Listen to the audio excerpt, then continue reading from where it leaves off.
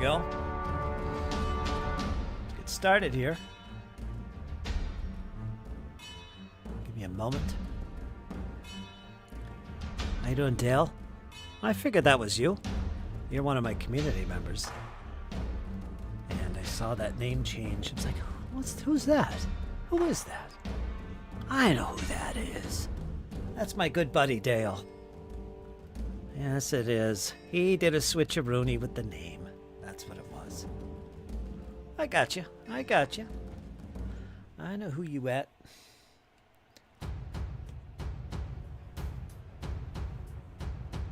How you doing, everybody? The final day of the Winter Warmer Challenge. Let's get that little thumbnail up there.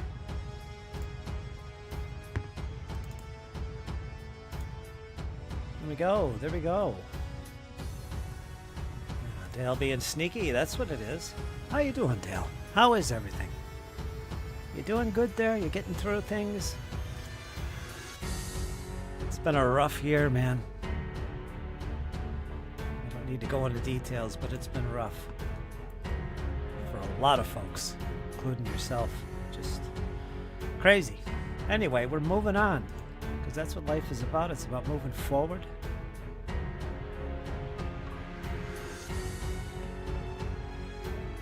Life is a cycle. The wheel keeps on turning. We're lucky to be here. That's all I got to say. Yep, day by day.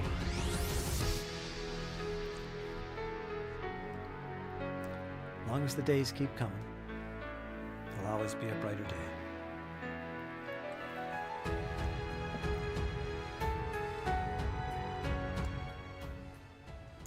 Let's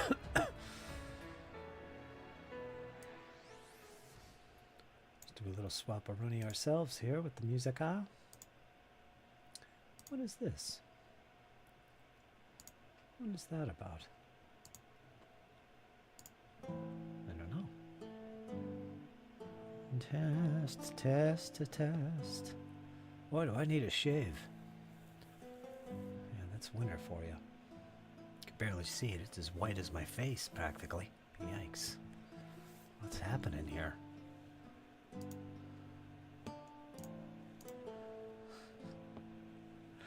What is happening, Dale? Let's get that main camera up. I don't know where that is. Yeah, there we go. Got something there anyway.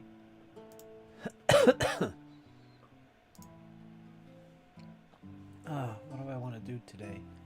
Basing. So let me bring down a little guy here. Walter, get out of here. Leave Cooper alone. A little basing. See if we can get that in focus there a little bit. Screw this autofocus. Doesn't like to work half of the time. There we go. Looks good enough to me. Got my TV on back there.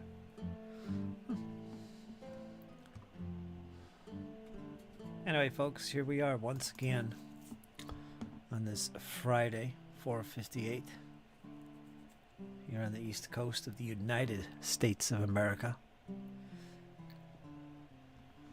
Temperatures are, well, it says rain next Wednesday. I don't care about Wednesday. Next Wednesday. What am I worried about that for? It is about 40 degrees. 40 degrees. Getting late in the day now. Sun's starting to go down.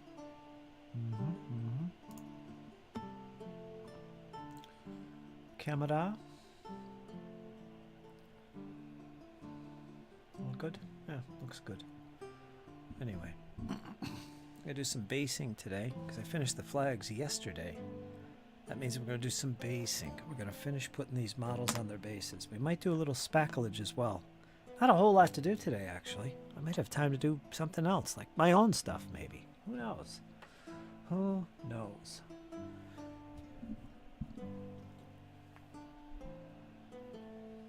But I try to do these streams as often as I can. I had to do one today. Did one yesterday. I wasn't going to do one today, but today's the 28th. Today's the 28th. You know what that means? Winter warmer is fini. That's it. We won't see that going on again until summertime, when we do the Summer Sizzler Painting Challenge.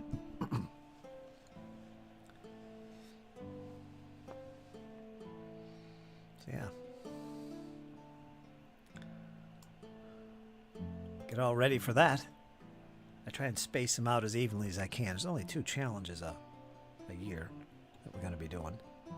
So like 5 or 6 months between, something like that. So we're talking summer. That seems about right.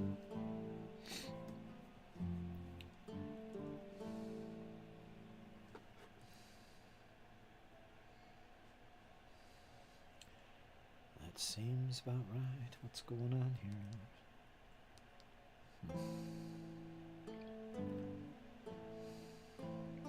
Whoops. Get all that off the screen.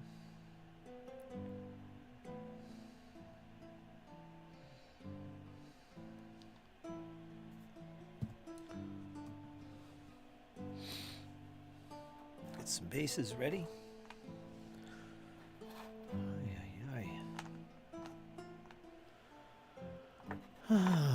Ups and downs. Ups and downs.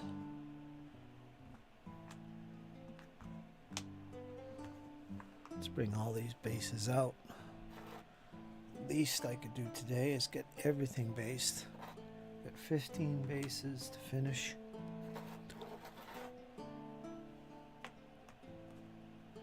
Today we're going to put on the command figures. Flags we just finished yesterday. About an extra 4 figures on each base. About 60 figures to base then. About 60. Where are we at there? Gotta make sure these guys are in pairs too. Let's get some flags down. I gotta put them on first, I think.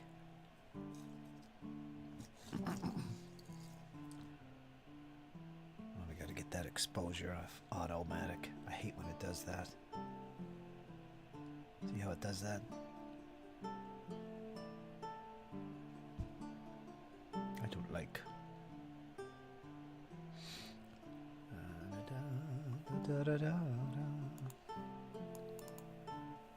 Test, test, test. Let's turn that off. I think. Turn it up there. That's good. There.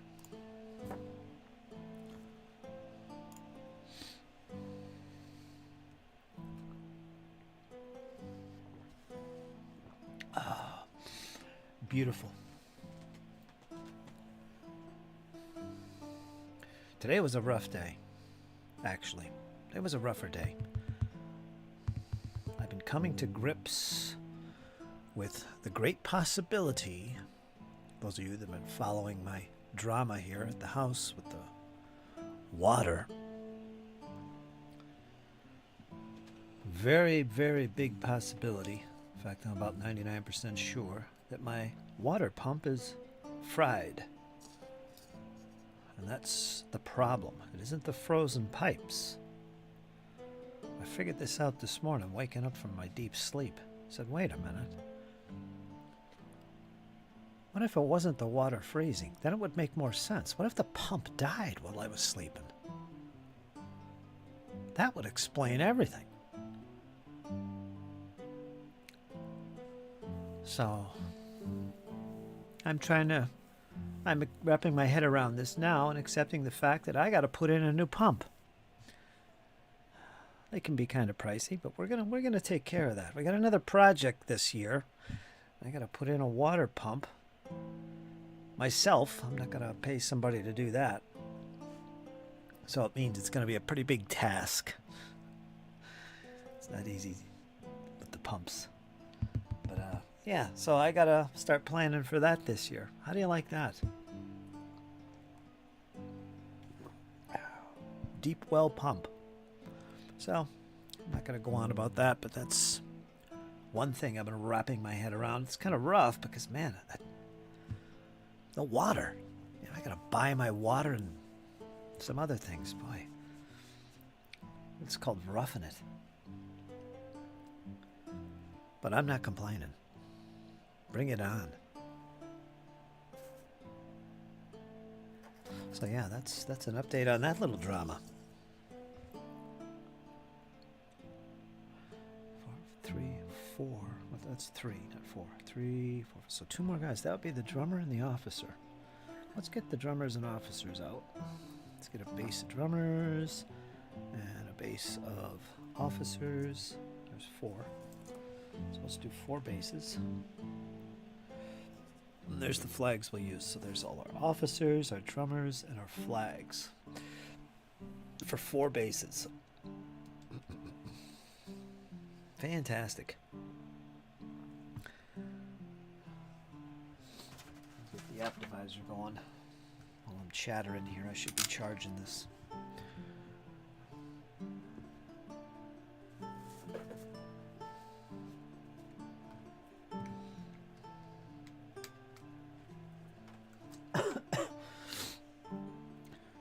So we'll see who joins us today. Folks, if you were involved with the Winter Warmer Challenge, you had a little challenge, please, please, please post your pics of the final results of your projects. We'll give everybody a week. But get those pics to me, tell me what the project was, and I'm going to put you in a montage. Assuming we get enough people replying to me, I'm going to put you in a montage. I'll do these every time we finish a challenge. A little montage, video montage. It's going to showcase everybody's projects from beginning to end. What you did, that kind of thing. A little music in the background, that kind of thing. Yeah. So let's get your projects in. Post them to my Discord channel, the Winter Warmer channel on Discord. Over on Facebook, the Tabletop Commanders would be ideal, since I no longer have a Forge and Brush page that I update and keep track of. So the best place to get in touch with me on Facebook is the Tabletop Commanders. And heck, even X and Instagram too. You can get in touch with me there if you follow me there. Send me your pics. I've got a few to put in the montage, so something's going to go on there. Sound levels look good. Stream looks good. That's good news as well. I've been having trouble with my stream. Crazy. Just crazy. Yeah. What else to report, hobby-wise? I'm not sure. I know some things have been going on.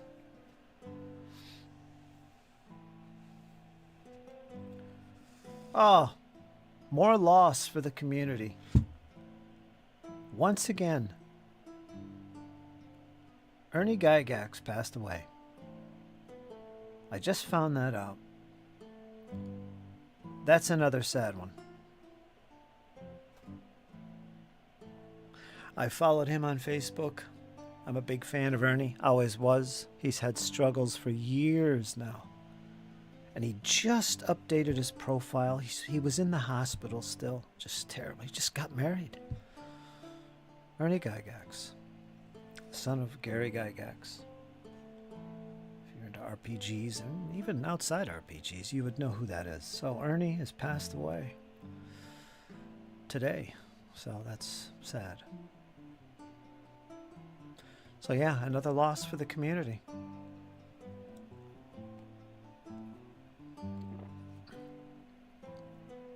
What's next? So I guess that's the biggest news.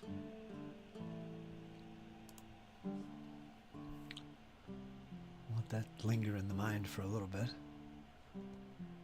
while I think about what else happened. Other news in the hobby.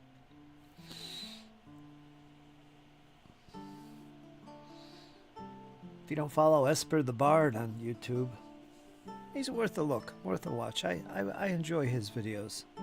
Pretty big channel. I think you guys might know who he is. RPG stuff. He's a 5e thing, player, and that kind of thing. But not a huge fan of Wizards of the Coast. And what he says is very interesting stuff. And I'm always listening to him. He just posted something recently about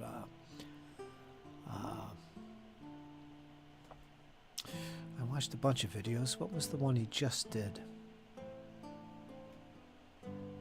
Anyway, look up his channel. He has a lot of interesting things to say about Wizards of the Coast and 5e and all that kind of things. Really nice guy. Yeah, so there's that.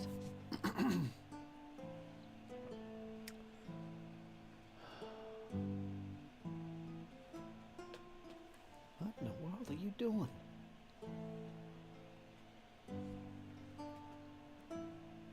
Check up on my cats. They're getting crazy here, folks. Crazy once again.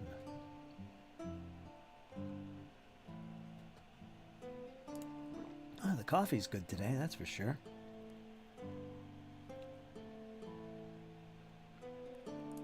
That's always a pleasure.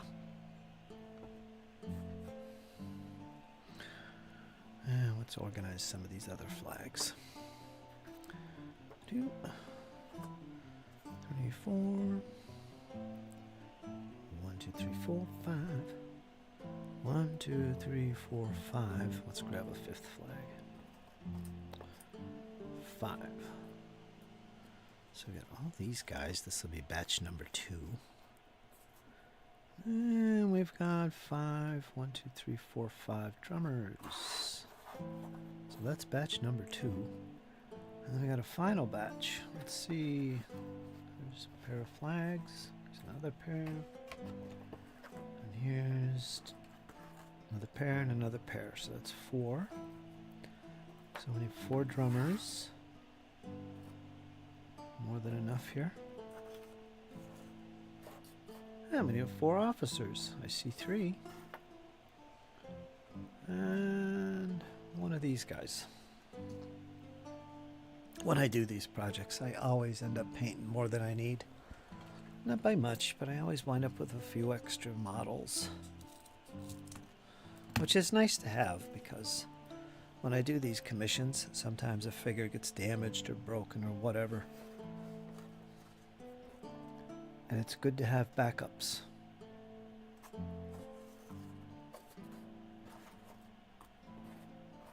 Let's come and use just this last paint session. I broke one of the banner poles, but I had an extra figure already painted. All right, so we've got 3 batches. Let me make sure I've got enough bases. There's 5 there, so let's put 5 bases here. You guys can't see this, of course. 1, 2, 3, 4, 5. And then we need 4 more over here. Oh, I got 2 extra bases here. Alright, so now we've got something interesting happening here. I've got 2 extra bases, 2 extra battalions. I don't have the flags to put on these. That I don't have. But I might have enough figures to fill up the front ranks here. Like here's 2 drummers, 2 officers, and I need 2 more figures.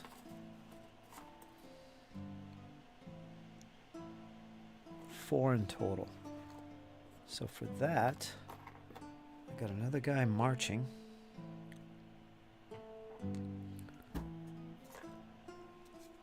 Got another guy marching. He's a grenadier. That's okay.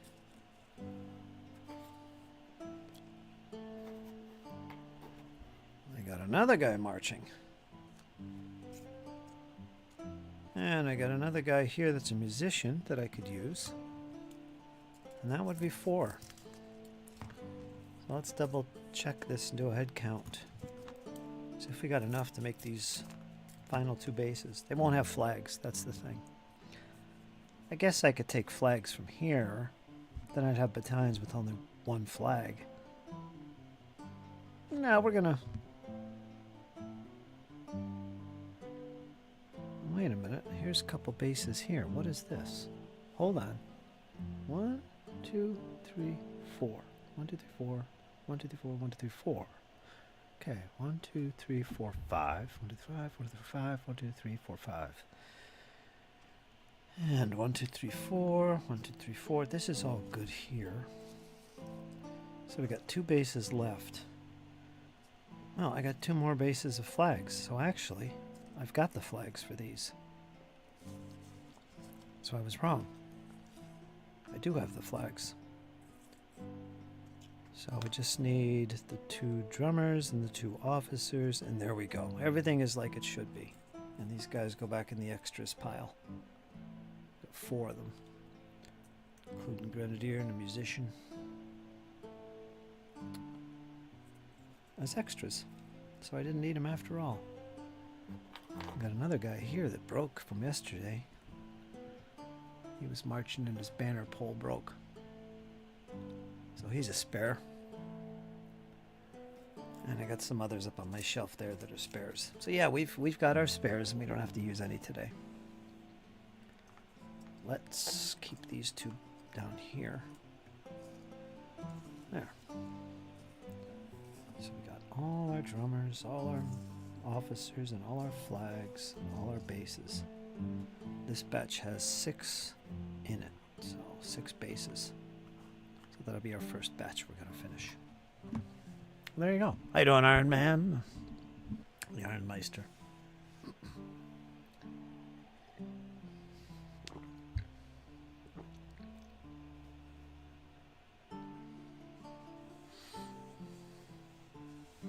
Unman. Did you hear about Ernie Gygax passing away, Iron Man? Just happened today. I don't know about you, but I was a big fan and friend of the guy. Talked to him a few times. So it's another loss as far as I'm concerned. Another big loss to the community. I'm actually kind of sad about it. He was just trying to recover. He's had a lot of challenges in life. A lot of losses this year. Yeah, he passed away in the hospital. He had just changed his profile, updated his profile pic on Facebook yesterday. And the thing is, yesterday I saw that, and it just kind of made me think like he had passed away. I mean, just the picture itself looked like what you'd see with the obituary thing, you know, like that. So I immediately felt it in my gut. Like, oh, did he pass away? No, it's just he updated his profile pic. That's all. And I kind of thought about that. And sure enough, the next day. So anyway, another loss.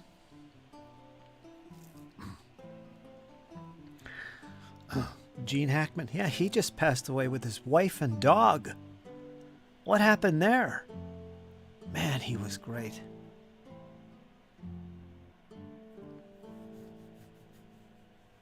I always think of the Gene Hackman. Oh, he had so many good movies, man. He was always a great villain and a great hero type character, really. But I really remember him from Young Frankenstein. I remember him in that when he was the blind religious guy. Hilarious. Yeah, another loss. I don't know what happened there. I'm really curious. It sounds like I don't even want to say it, but he died with his wife and their dog in their house. What happened there? What's going on?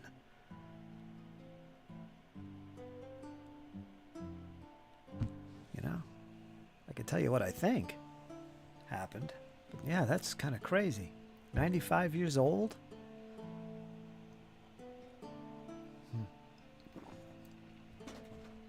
Even their dog. All right, you guys, knock it off. I'm trying to do a chat here.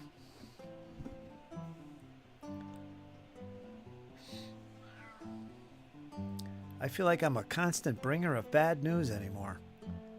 I'm always bringing up somebody that just passed away. Seriously, I think there's been 4 in the past month. Since December. Well, even before that, it's ridiculous. I think, yeah, since November.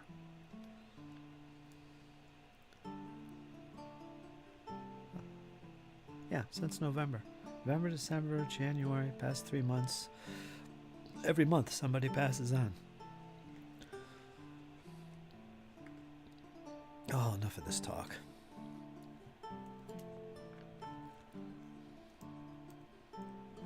Yeah, there was another one. You know, on top of that, anyone that's a board gamer knows Roger McGowan. Well-known artist. He did a lot of the counter art for GMT. He had his own company for board gaming. He just passed away, what, 2 days ago? All right, what is going on here?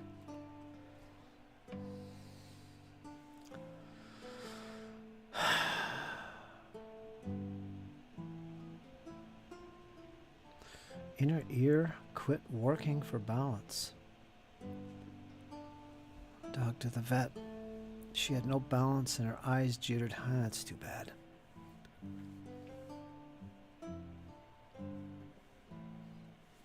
That's too bad. That's a rough time you're going through, Iron Man.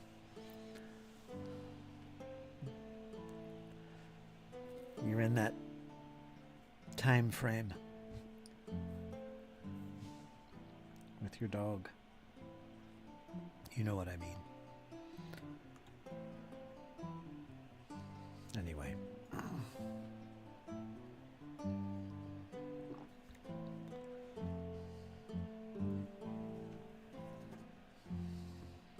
I think I got my music playing in the background. Let me turn that off before I get demonetized once again.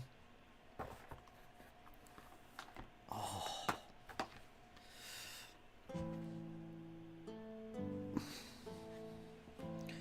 Anyway, folks, I hope you guys are doing fantastic.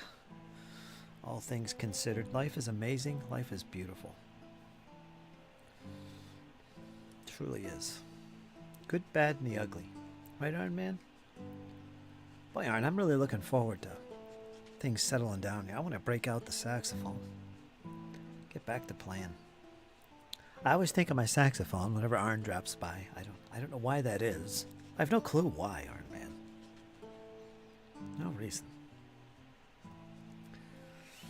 It's a beautiful saxophone. Sounds wonderful. I haven't picked it up in a long time, so I'd like to play again soon. Get back to doing some practice and play a little music. She will have to adapt. We walk around the yard now because she walls and fences is doing pretty well, all things considered. Yeah, that's good news. Well, that's good. She's fortunate to be in your presence as you are with her. So it's a good time. It's a good time. Savor those moments, and I'm sure you do.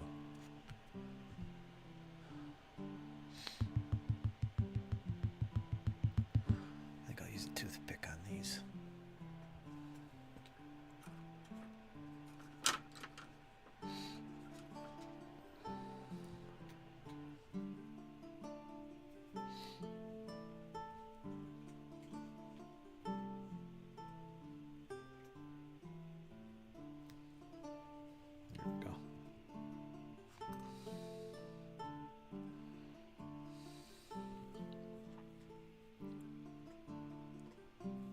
Let's make this a little smaller.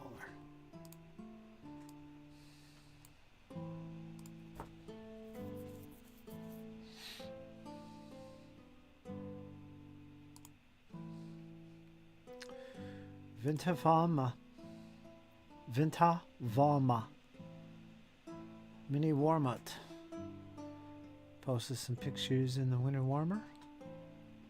Nice. I hope he joins the chat today. I haven't seen him in a while.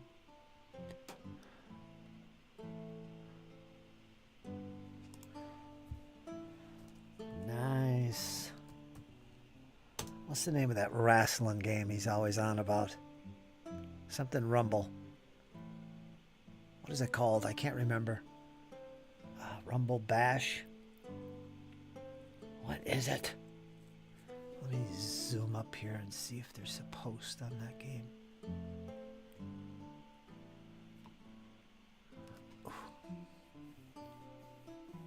I'm going to use an airbrush. Rumble Slam. That's what it is.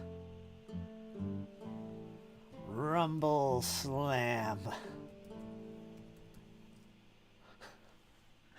I guess it's 2 words. Can never tell with some of these games. Rumble Slam. I see a couple guys in there from Rumble Slam. He's got all kinds of goodies in there. I'll show them off in a bit.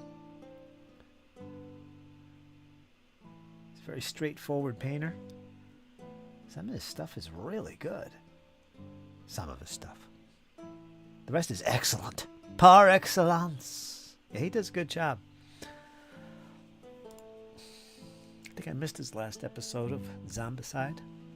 He does them every Saturday as he plays solo. Good stuff. He does a good job.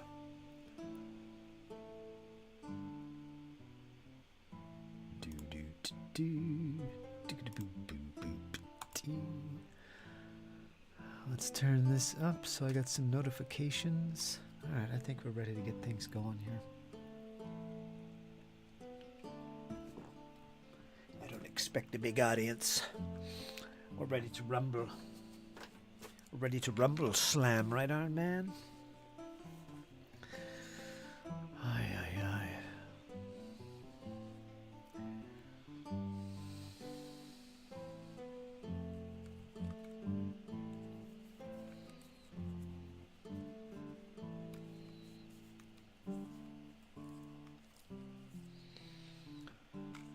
Curious if we'll hear from Squirrel. Live from the motel room. Since he's working for the next 30 days and going to be out of the loop. Sometimes he drops by. Oops. Careful, this guy doesn't have anything under his right foot. Base got shattered there. That's the thing with these miniatures, resin. I'm not a fan of resin at all because of that. Plus they're too light. I like a nice heavy figure. Another reason I like the bigger 28s. I enjoy plastics just because they're fun to work with. But still, I'd rather metal and resin. I don't know. OSC game tonight. We're on the caravan guarding mission. You're playing advanced OSC, right? So there's a couple little differences.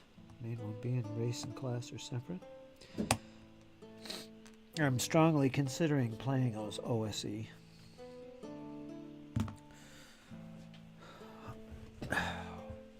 I mean, I don't get me wrong. I'm loving Castles and Crusades. I mean, it's not perfect for me, but it's good fun and it's simple and it's got a great mechanic and it's got a wonderful community. But so do a lot of games. And OSE is something I've kind of put off, and I've just been thinking about it again now. And I'm like, you know what? Especially advanced OSE. Maybe that's the route I want to take because it has so many things that I love about old school games that say Castles and Crusades doesn't have by default. And, you know, maybe that's the route I want to try. So I'm going to try some OSE. I'm going to see if that does the trick for me. And it might. Of course, there's Hyperborea as well, but Hyperborea is unique because it's very different kind of setting, sword and sorcery. So that's like something I would do anyway. I want something for my D&D-esque style games from yesteryear. Or old school style. I don't want to go back and play the original versions as much as just something, you know, a little bit modernized and, you know, for the now and the here. Something that maybe improves a few things. That would be nice. And I think Castles and Crusades does that really well. And OSE definitely does. So I think OSE is next. 5-6. So what do you think about that, Art Man? What do you think about that? I might even ask you to join my game if you'd be willing. I might. I don't know who ultimately is going to be regular players in my campaign right now for Mythgard or whatever the heck I'm doing with my old school stuff. But I'll do some games and I'll invite folks in, you know. You know, just for a 1-shot or 2-shot or 3-shot or whatever and see how it goes. So I might do that. I'd be glad to bring you in, Iron Man, and see what you think. Iron Man knows my GM style. He knows I run a tight ship. But I know Iron Man has his own particular style as well. I mean, I love the guy. You know, I want to make sure everybody gets along and has got the same vibe. And the only way to find out for sure is to actually bring folks in and try them out. You know, it's like trying out for a team. Right? It's like, oh my God, the pressure's on. I don't know. Sometimes I don't really care. Let's just bring people in and play a freaking game. Depends on what I'm going to do. You know, if I'm going to play a lifelong campaign that's live every week, I want to make sure everybody gets along. 1, 2, 3, 4, 5, 6.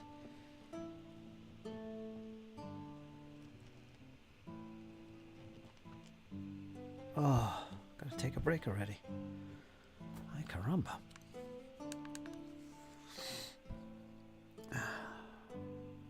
Sounds fun, Fritz. Oh yeah, a lot of fun things going on, Dale. A lot of fun things, I got a lot of plans for this year. The water being an issue for me right now really put a damper on me. But it'll be fine. We'll get through that. This will be a grand year for me, no matter what. OSE might be sword and sorcery if you put limits on the number of spellcasters. Yeah, like any game, it could be tailored. You know, there's another game, and we all know this other game, and I think it's fantastic. This is one of the best OSE-styled games out there that's modern, with a good, solid following and foundation, and just came off Kickstarter. And you know what it is? I think this is great. I would actually strongly consider this as well. So I think down the road, I am going to come back to Axe 2. But Axe is a beast in its own. There's a lot to that game. You could really get deep into that. I'm not sure I want to go that direction with my old school games. Because keep in mind, I play Pathfinder 1st Edition too, and Warhammer 4E. So there's a lot of depth and deep games already going on in my life. I like the old school being a little bit more simpler, as it were. I don't want to get crazy here. But Axe is a little bit more to it. I don't know if that's a bad or good thing, but I think I'm going to try it. It's a pretty good system, man. Pretty deep. But we'll see. One step at a time. I'm working on building out the Wilderlands. Setting from Judges Guild, Iron Man is. It was published for OD&D, so OSE will be perfect for it. Did you ever consider playing Swords and Wizardry? Is that the name of it? It's the one based on OD&D. The white box. Or the blue box. I don't know which one. It's kind of a mix of those two. Really old stuff. Where you can play any race. You know, it's a wonky game. You know, it's the original stuff. I think it's called Swords and Wizardry. Or Swords and Sorcerers, or some damn thing. That's a pretty popular game. In line with that style of game.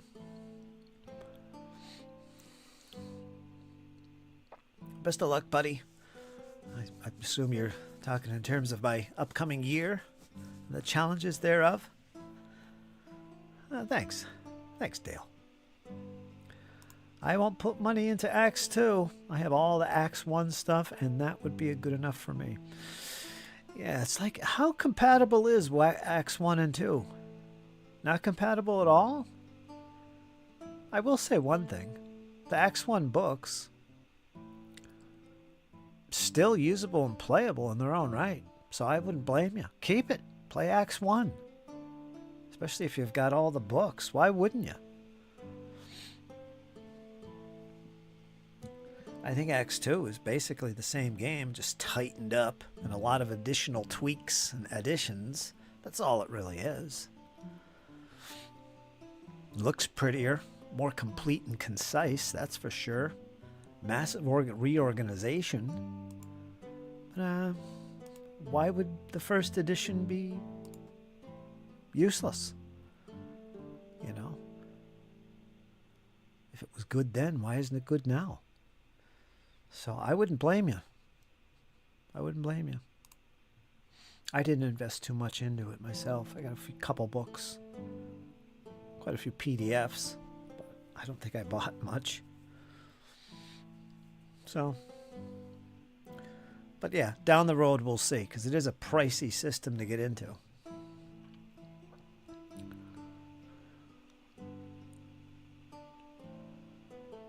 I lost interest in Acts because of something happened. I'm not going to go into detail here, but something happened with some of the folks that were involved. And I just pulled out.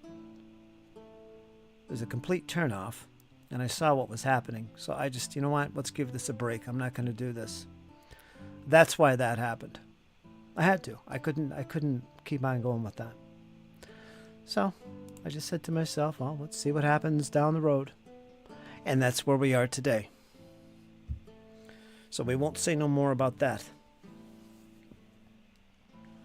But there was something else going on. Anyway, we didn't just release a rules clarification doc then. I was raised a poor orphan child. Oh, that's...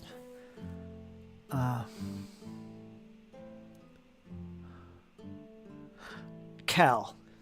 I had to think there for a minute because Cal changed his name into this outlandish statement. And you're not alone. I've got a few friends that changed their nicknames recently, one of which is in the chat right now, Dale. And I got to take pause with you guys sometimes. Like, well, who is that? Who am I talking to? That's Cal. That's Cal. I was confusing you with Neil for a second in my head because he changed his name too. My good friend from the UK. You guys are wild. And this is why Cal changed his name, by the way. Just to throw folks off. Throw them off. Because Cal's a sneaky one, he is. He's one of those sneakies. He likes that. He likes getting under people's skin. Still taking a break from the painting, Cal? Little breakage. Oh, I gotta touch up these flags. I can't base them yet. Are you kidding me? All right, back up. Plans are totally thrown off now. All right, wait a minute. We gotta back up here. We gotta do some touch-ups. So what I'll do, since I got these guys out and off their bases already, I'm going to touch up only these flags, and then we'll base them. So instead of touching up 30 flags, I'm going to touch up 12. And then we'll base them. And that'll be our session, I think, because that'll take some time. So let me bring these guys back. Sorry, folks. Totally forgot.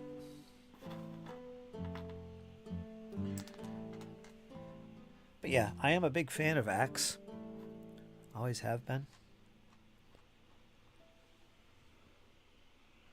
I still am. So one day, maybe. We'll see. Right now, it's not what I'm looking for. Besides, if it's any good, it'll still be around. So I'm in no rush. Can't rush our hobby. Oh, he's back painting. I almost called you Kyle now. Cal is back at it with the brush, which is good news indeed.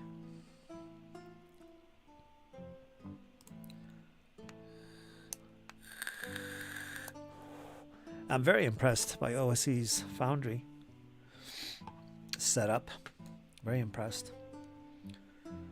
The core OSE classic stuff is free. You can get. In fact, you got to have that, I think. And then the advanced OSE is something you purchase. Ain't too bad. Was it like $30? I don't know. It's not too bad.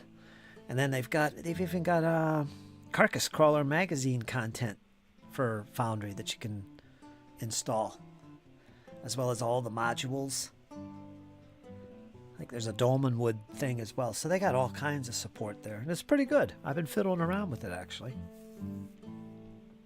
I don't have the advanced, but yeah, I've been fiddling around with it. It's pretty good. It's pretty tight. Not a lot of problems. Nice, simple character sheet. Yeah, I'm a fan. So I've been doing that, setting it up on my server. And the greatest thing about this is what I really enjoy about this old school thing. And I really like this idea that it's so easy to get into. All right? Like Castles and Crusades is a hefty looking system. 3 core book. It's based off what? AD&D first edition, really? So yeah, it's got its 3 core books, and they're pretty hefty books. It looks like there's a lot in there. And there is, but the core of the game, which is a hidden gem within all these pages, is so simple. So easy. I mean, once you read that core mechanic and how it works, you're done. It's easy. Everything else is just adding rules on top of it for whatever level of detail you need, or reference information like spell lists or monster stats. That's all it is. So it's actually a really easy system to learn and to teach. Very happy with Castles and Crusades. I'm impressed. OSE is the same thing. Like, I set that up the other night, created some characters like that, and I haven't read the book in a long time because it's so ingrained in my head how this game works, you know, because it's so simple that it's a pleasure to play it and read it and set it up. It's a pleasure. So that's an aspect I really enjoy. And then when I turn around and look at my other games like Pathfinder First Edition, oh, there's so much to that. I mean, yes, the core mechanic is simple, but there's a lot of little subsystems and a lot of floating modifiers and charts and tables that you got to look up. And a part of me loves that. You know, I love that. Part of me does. And then you got something like this that I also love. It's great. It's fantastic. Working on 12 monsters that are all conversions. It's the thing that a lot of the old school D&D type games are about what? They're about using your creativity and imagination.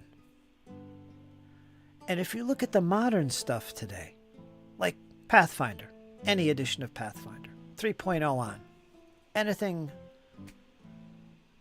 in our 21st century, they're not like that. I mean, yes, you role play and you use your imagination and creativity to some extent, but you know what? It's not the focus. It really isn't. People want rules.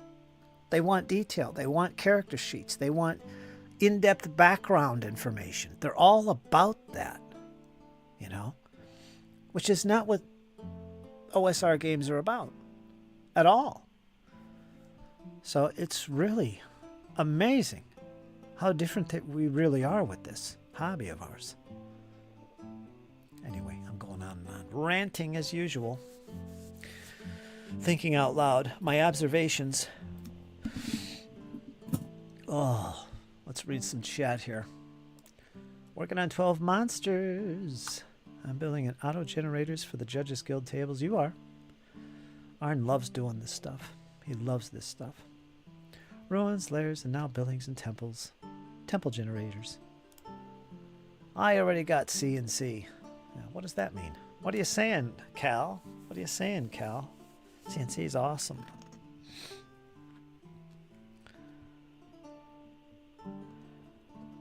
playing OSC right now.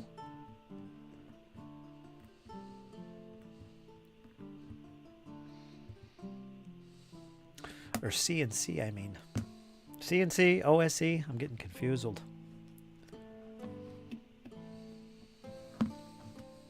Gonna get my brush out.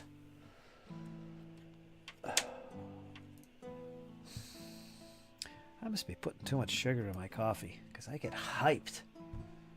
As soon as I break into this coffee and start the chat, I'm like talking nonstop, getting shaky and jumpy. What's happening?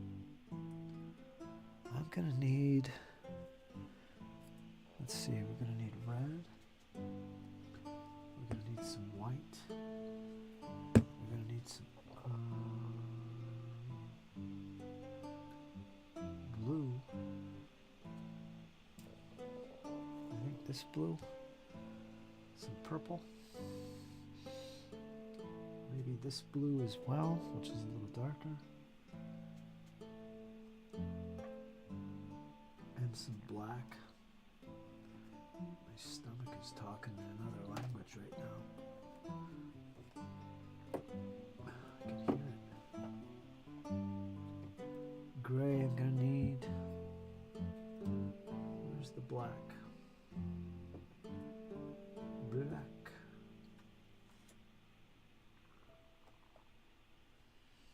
There, that should be enough. Green? I need green. There. Also basing 20 halflings. Awesome. You couldn't stay out of the hobby long, could you, Cal? There you are once again. It's good to take breaks now and then.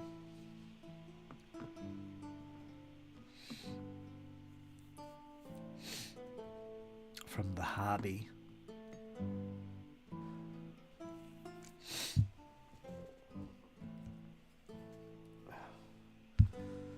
Sounds like a strange thing to say when you think about it. Because a hobby is just a hobby. It's something, it's what you do when you take a break from work or life.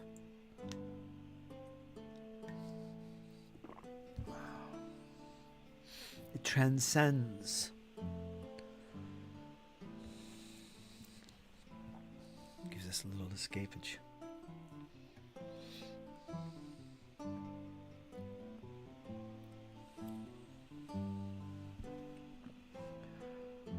me try and wind down here before I get painting.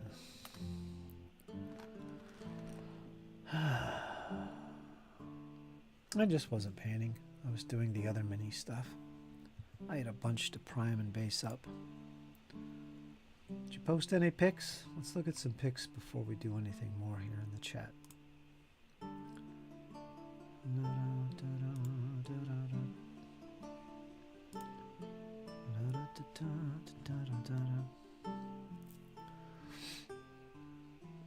Let's see what we got.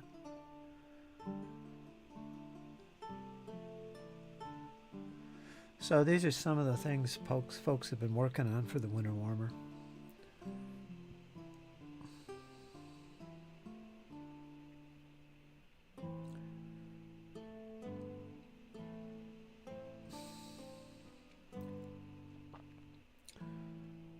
Spartan. John has been working on some things there. My good friend Stephen Smith did all this as his winter warmer challenge. He's the guy that named our challenge, by the way, years ago. He did a Dark Ages era 10 mil army. He finally finished them off, and there they are. So he did that in a few months. There you go. Looking good, Stefan. You got Mini Warmut. Let's show off some of his stuff.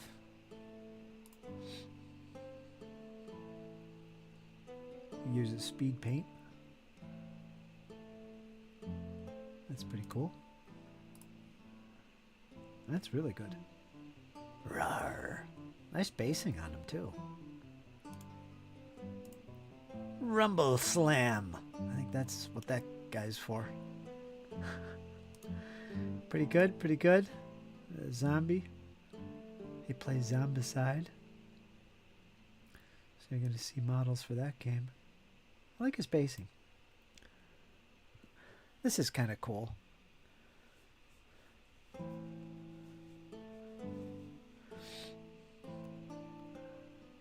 Again, I love the basing. I love what he did there. Huh. Very good. Little fantastical figure there. That's a nice model. I don't know what that guy is. Nasty looking.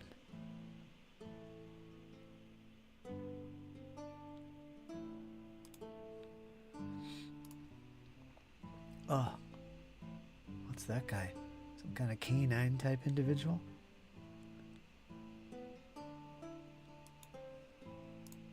Rumble Slam!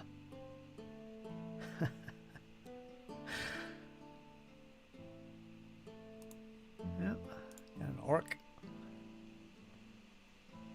40k orc. Looking good, looking good. Again, speed painting.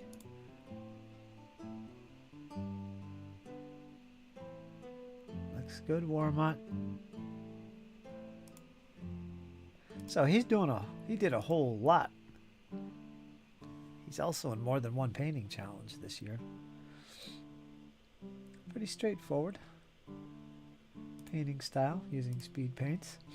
It works. I like these cars.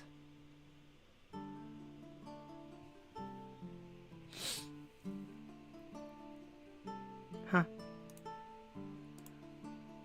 Some goblins. I wonder who manufactured them. I don't recognize them. They're nice. I like them. Again, I love the basing he does. Got the black around the edge. It's got this nice assortment of flock and other things going on that I like. I like that. Let's look at a few more. There's that zombie again. Ah, there we go. Got some Dark Ages. Those cloud bases. Cloud trays.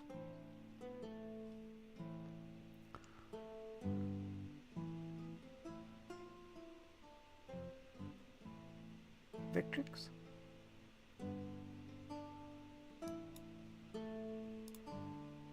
Arr.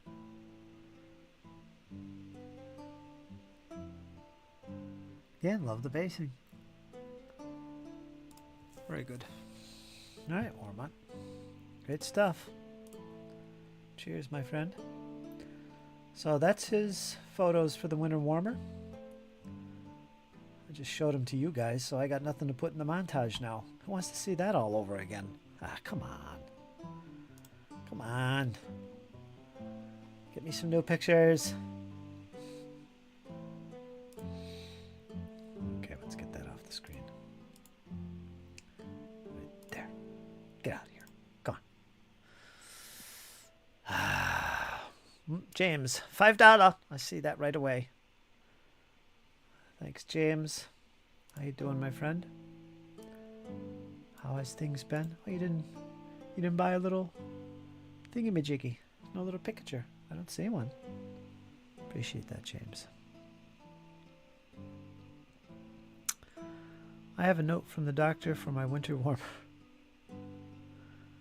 Mail call, more minis, and a game book came in. Oh, Cal. Please share. Also bribes. Mantic goblins. Are they really? I like them. I like them. Mantic. Good goblins. I like Cesar Man. If I didn't have so many goblins, I'd get some goblins. Mantics. Yeah? You like the goblins from Mantic? Yeah, take another look at them. Let's take another look at them. At least I will. Where are they?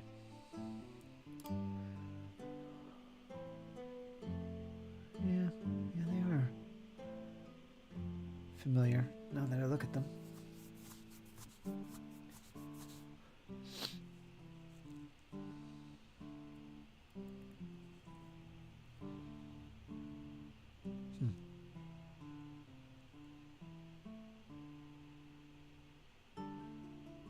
Yeah. I like.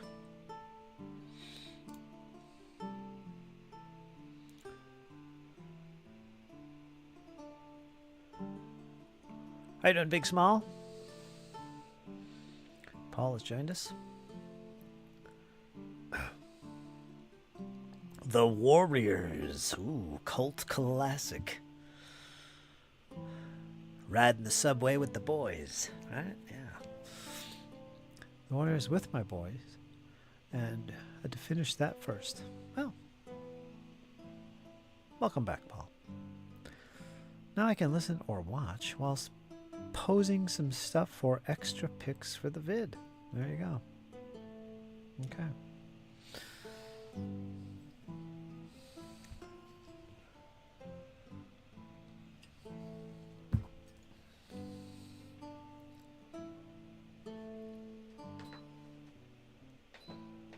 So for those interested in my water drama, here once again, good news.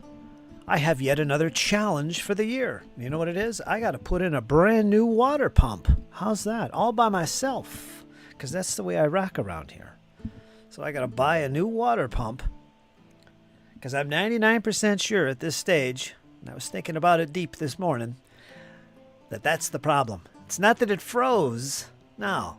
It makes more sense that, you know what, while I was sleeping at night, my pump died. I mean, as far as it's well over 20 years since that pump was put in. Maybe 20, maybe even 30 years. That baby has been ripping and rumbling. So it makes a heck of a lot of sense, all things considered. Which means I gotta put in a new pump, and that could be a task, man. That's gonna be fun. They could be pretty pricey, but I'm not worried about that. I don't think it's going to be too expensive. But, yeah, I'm going to be putting in a water pump. I've been debating that for actually a couple of years now. So, yeah, that's where I'm at with that drama. For anyone who's been following along. Pretty crazy.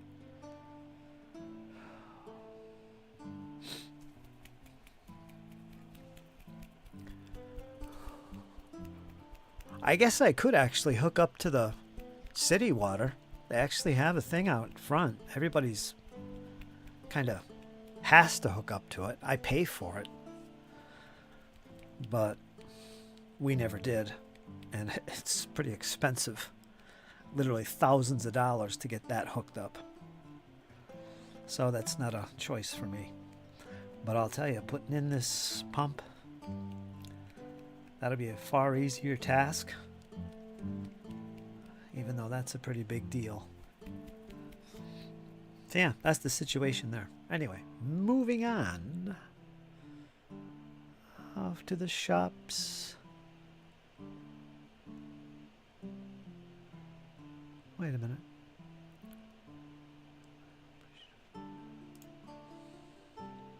Off to the shops, my friend. Even though I am slow, the challenge has got me started again, and for that I am appreciative. There you go. There you go. Now I can listen, watch whilst posing some stuff. That's fun. Antifreeze through the pipes. Nah, it's not that the pipes aren't froze anymore. It's the pump. I'm pretty convinced that the pump is dead and has to be replaced. It's not coming on. And I know how it's done. I've never done it before, but I know how it's done. You just got to be pretty careful with this because you're dealing with 220 volts. It'll kill you if you don't know what you're doing. And pulling that pump, I mean, I don't even know how deep it is. It could be 100, 200. It could be deep. I don't know. I'm going to have to measure that out. And based on that, that'll decide what horsepower of a pump I need, and that'll determine the price. There's a lot of factors that go into that. But man, pulling that up out of the ground, that's tricky stuff. I've never done that, but I know quite a bit about the process. Might have to watch some videos on some things too. But yeah, that's going to be the biggest challenge. Going to have to bring Jesse over there to help out, I think. But we'll see. I might actually move the pump to a different location. Not the pump, but the tank to a different location too. So I got a lot of things to ponder with that. But yeah.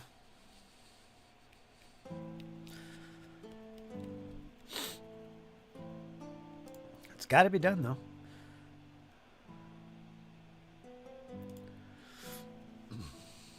Why is that so big? Hold on. You could sell your first edition of Axe to help pay for the pump. I could.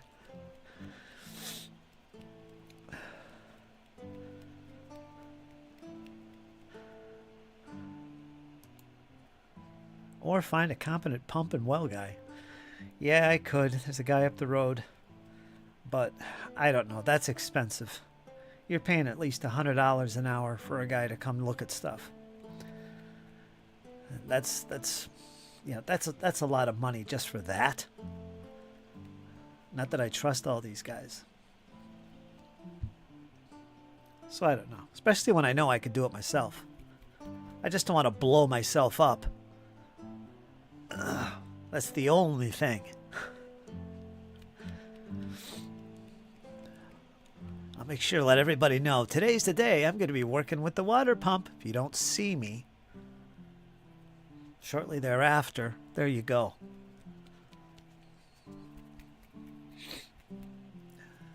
Maybe I'll video it.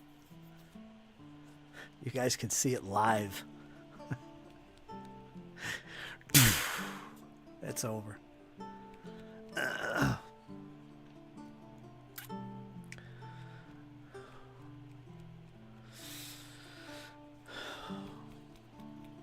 I took a shock from a 277 at the library. Felt like a big wasp sting. What, a 220? Boy, that could kill you, man. That's what your ovens are hooked to. Your I think refrigerators are 220, aren't they? I don't know. Your water heaters, your water pumps. Yeah. Vroom. I was never big in electrician stuff. My old man can do it. He always told me when he's working down in the basement, he says, boy, be careful of this. This'll kill you. This'll weld your teeth together. He's always telling me that freaking water pump. He's got it all jury rigged and everything else. Replaced it a few times. Ugh.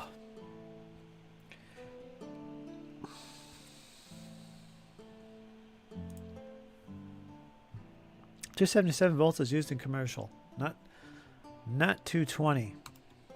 Well, there you go. Shows you how much I know. There you are.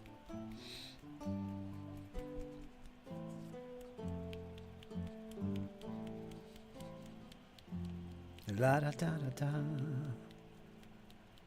La da da da da.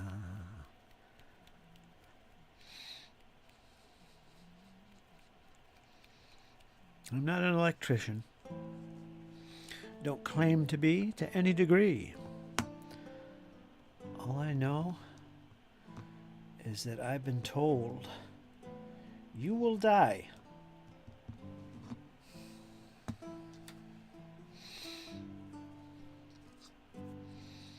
I mean, we're talking about a water pump here. I'm talking about your light switch.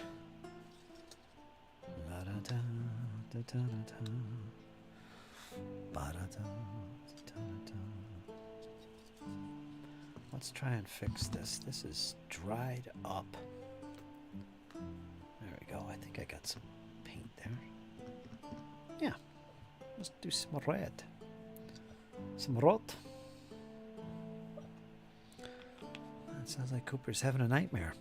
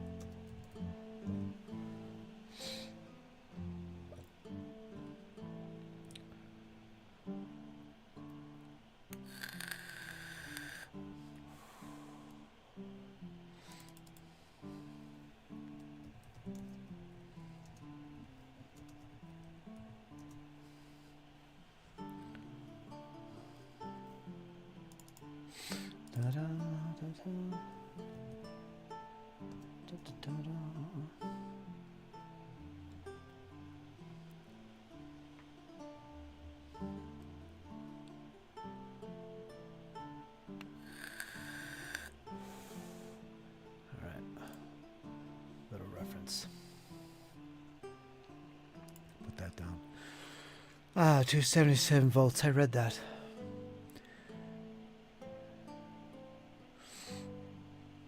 So what are you saying, Arn? 277. That's what's going into the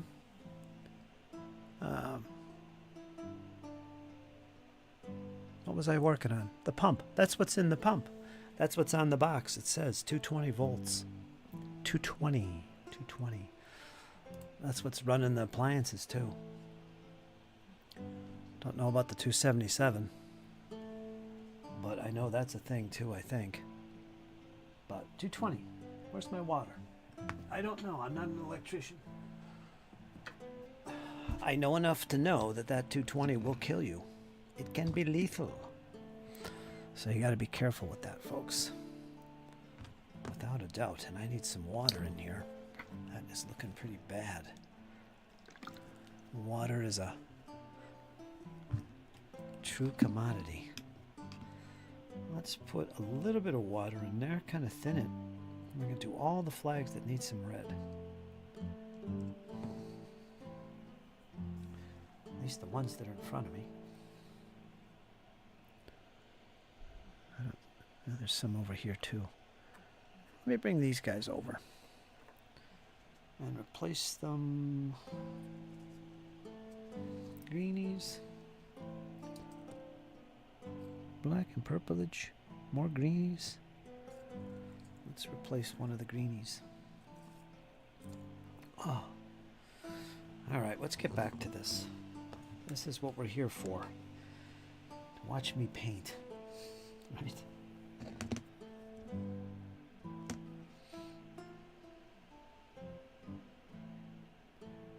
So what I'm doing now is I'm just basically tightening up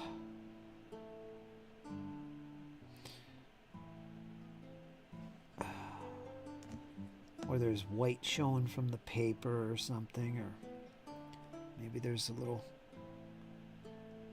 glue showing through. I want to paint over that.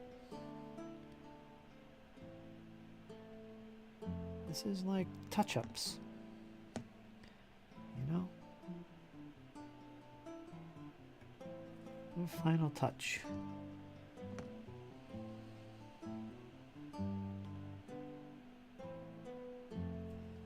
Yeah, it's perfect. Because we don't want paper showing through. Because sometimes when I'm folding these over,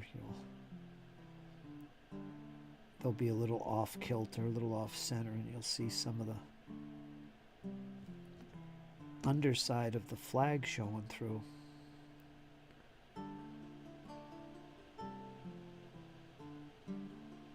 It happens. It's an easy fix. Whoops. There, fix that too. Got a little red on the white area. So I wasn't paying attention. Happens.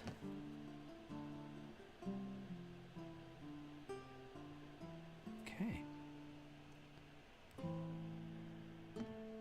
That needs some black. Okay, Okay, right here. If you're really careful, you don't have a lot of little corrections to make on these flags.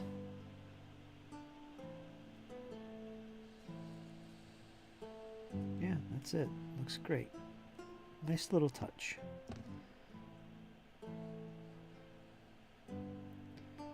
Makes it look even more professional. All right. Let me turn on my alerts. It is on. Good.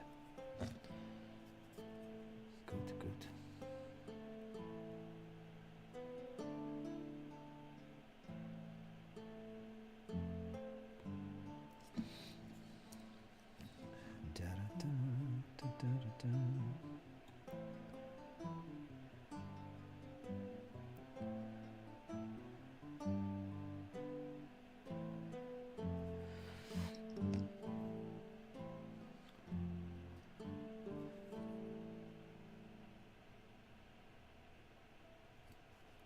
Okay.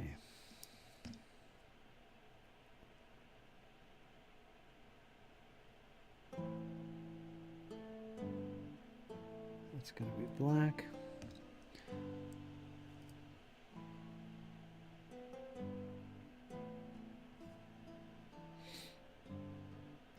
So what do you like a lot most about OSE, you guys? Specifically you, Iron Man.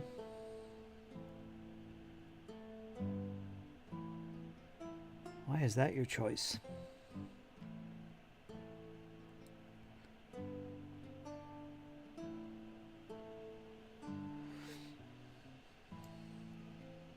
I guess it comes down to the other players too, because you got a bunch of people playing, so it's kind of like a group choice, right? It's not like all up to you. I mean, that plays a role for sure.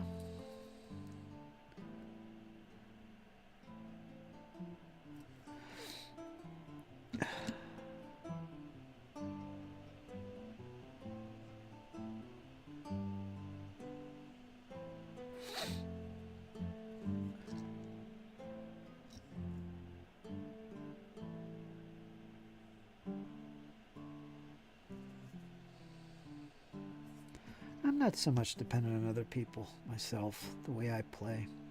I mean, I guess I am to some extent because of I got some really good friends that I play these games with. And we all want to be on the same page, right? So in a way, there is that. But for the most part, I just, if I want to play something, since I'm the GM, I could just find people. I don't have a big problem finding people to play games.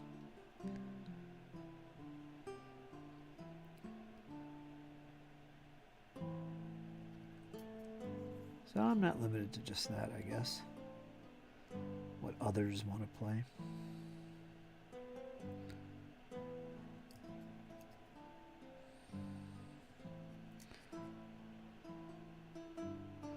All right, those two flags are done.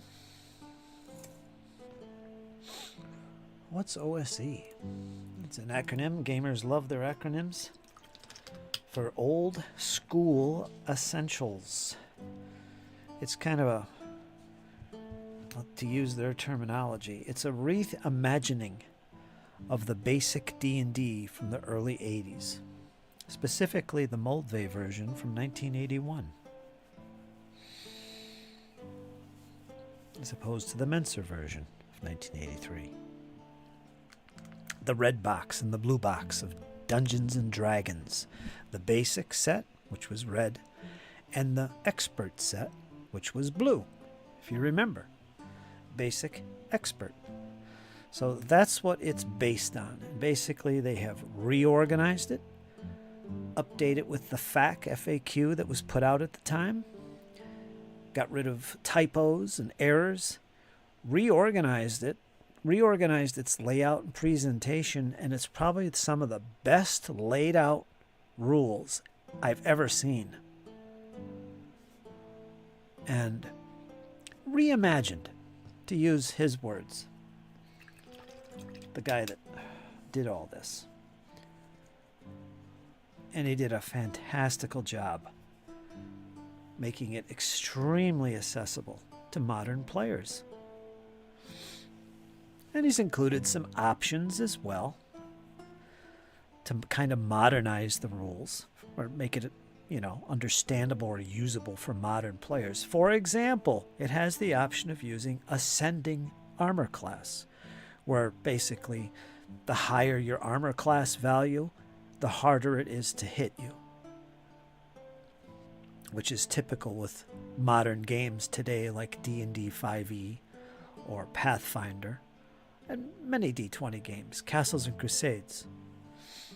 But originally, the game was designed where it was the reverse. The lower your armor class, the better.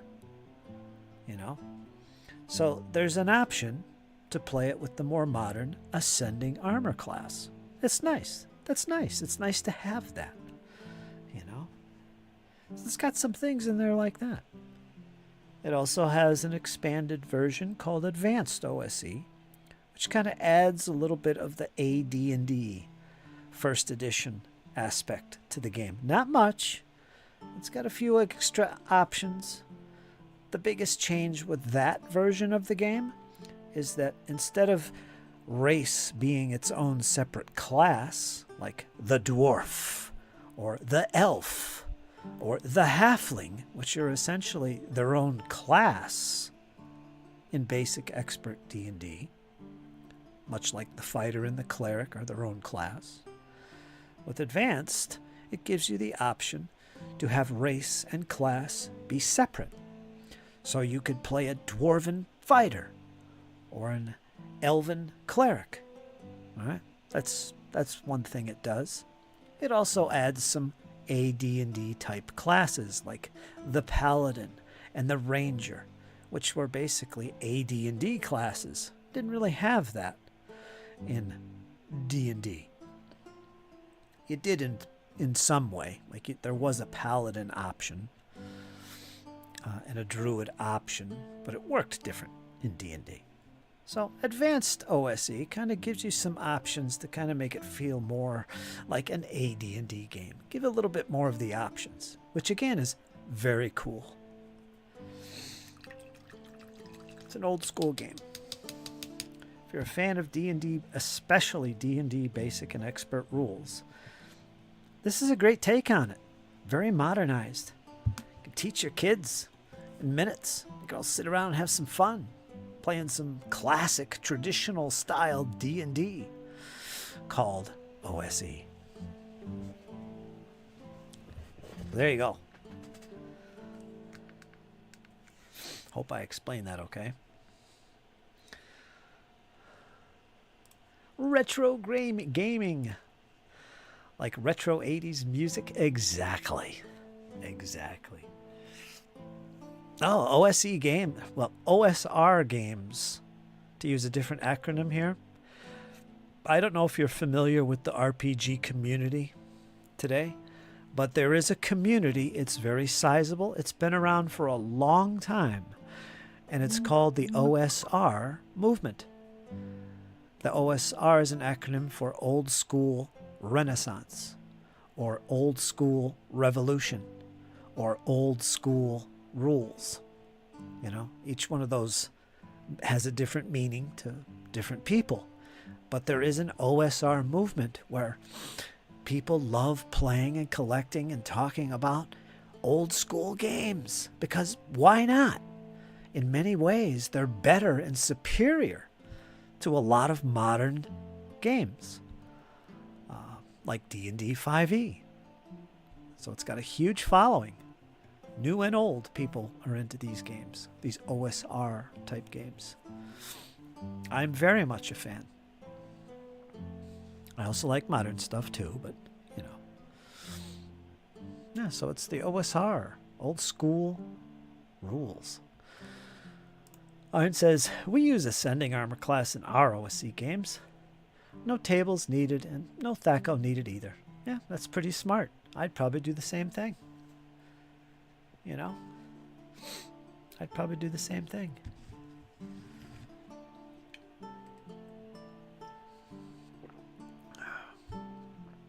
The guy that publishes this, Paul, is over there in the UK. You should look it up. I think you'd enjoy it. You'd remember it from the D&D days. You'd love it. I think I actually did a video flip through of the classic fantasy rules tome as opposed to the advanced. Oh, I see. Yeah. Keeping hope alive. Off to play and have to stop and give a six-pack of get a six-pack of beer on the way. Have fun, Iron Man. Drive safe. Be good, my friend. And make sure you fill us all in. You guys have a good time, man. Good games.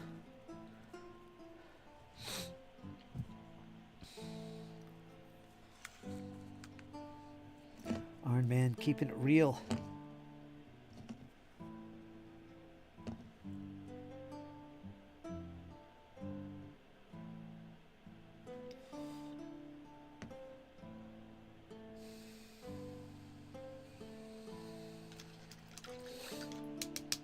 I gotta add a little water to this.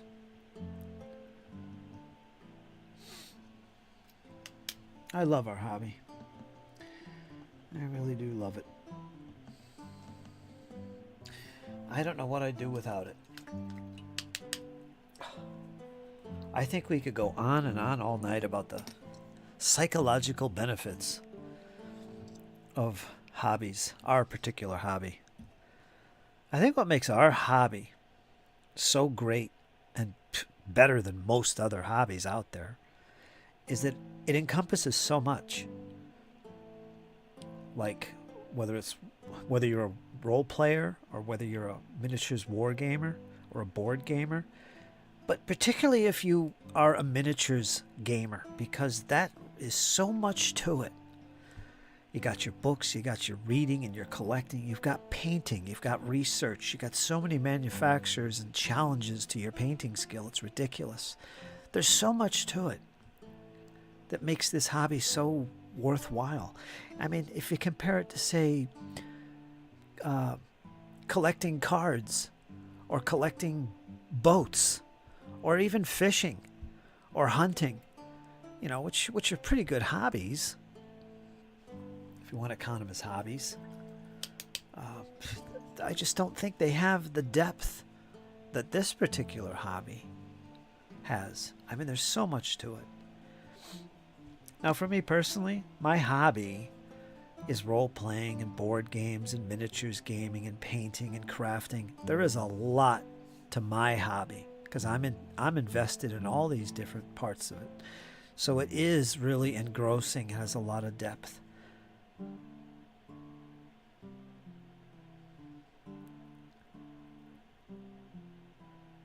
But even just on its own, particularly miniatures gaming, there's a lot there. It's wonderful. How you doing, Jeff? I'm getting philosophical again. Uh-oh, stand back. I don't know what I'd do without this hobby. It's creative and tactile. Yes, yes, yes. Very much so. 31 plus years creating video games, and everything I did is 2D, and there's nothing to put on the shelf to look at. Yeah, that's very true.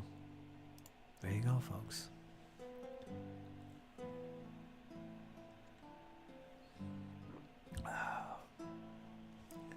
Until humanity itself changes, I think these tactile hobbies will always be there. There's always going to be somebody. 100 years from now, somebody's going to be painting a little metal figure. Until things change really radically with humanity itself, I think that'll always be the case. I mean, even today in our 21st century, there's still people who, kind of as a hobby, are recreating the way people lived back in the Viking Age, prehistory age. There's still people that do that. I mean, they read about it, they learn about it, and they reenact this stuff, perhaps with a community of folks. There's always going to be something. Somebody doing something the old-fashioned way. The tactile way.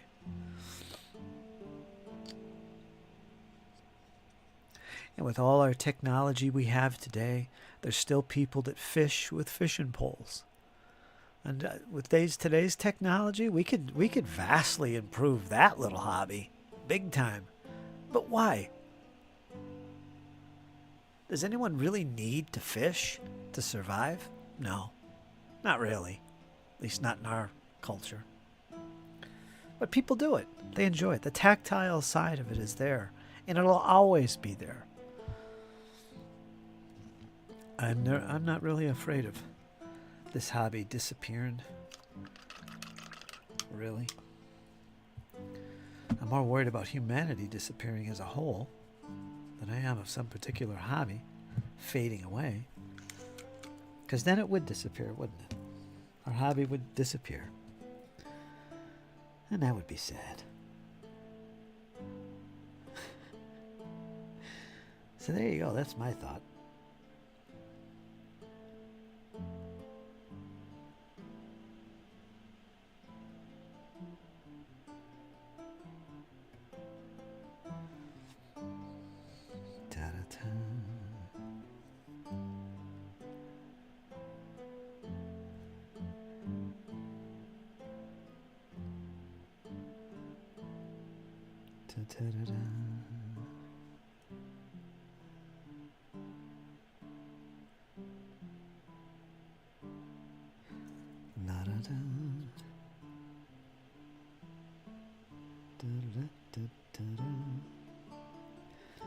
Beautiful.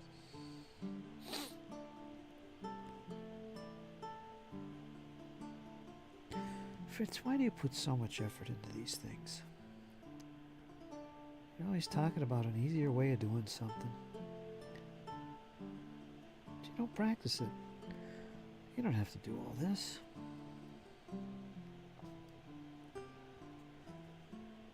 Well, I am paid to do this. That's one reason. But I enjoy it. I enjoy doing the extra little tidbits. What some would say the hard way of doing something. Why would you draw your own flags? You can get them printed. You could buy them. There's all kinds of answers to that question, but no, I enjoy this a lot. It's satisfying for sure.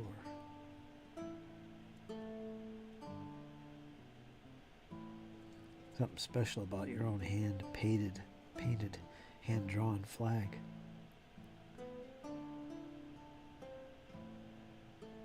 And once you figure this out, it's not time-consuming, it's not hard. Yeah. Got any more reds? A couple more here. Oh. Hi, squirrel. There he is. There he is.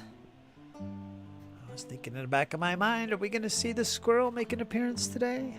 He's hit or miss as of late. This is probably a good time of day for him.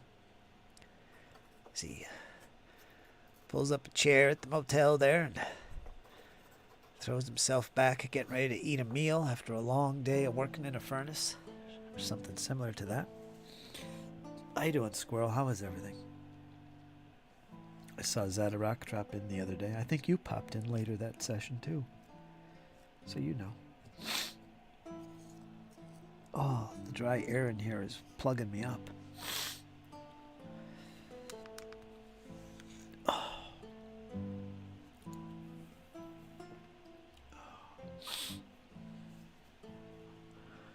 Ernie Gygax passed away. I don't know if you heard that. I don't know if you were a fan of Ernie. I was a big fan of him. He was a friend, but not a good friend. I talked to him a few times, but I feel so bad that he passed. He was going through so much hell. But yeah, so he's gone. Another loss to the community. Been quite a few of them. Yesterday was a doozy. 17 hours. 17 hours.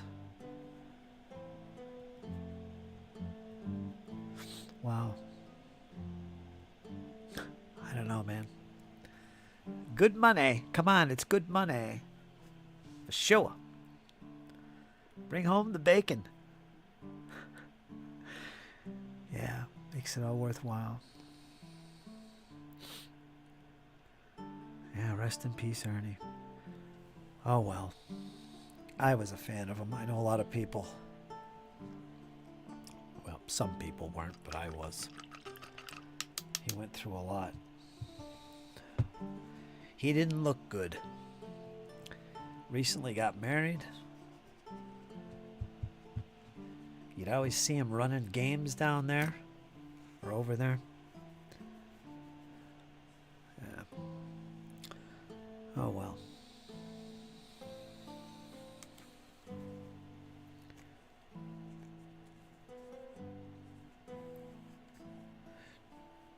Kind of sad. I wanted to bring him in my chat, actually.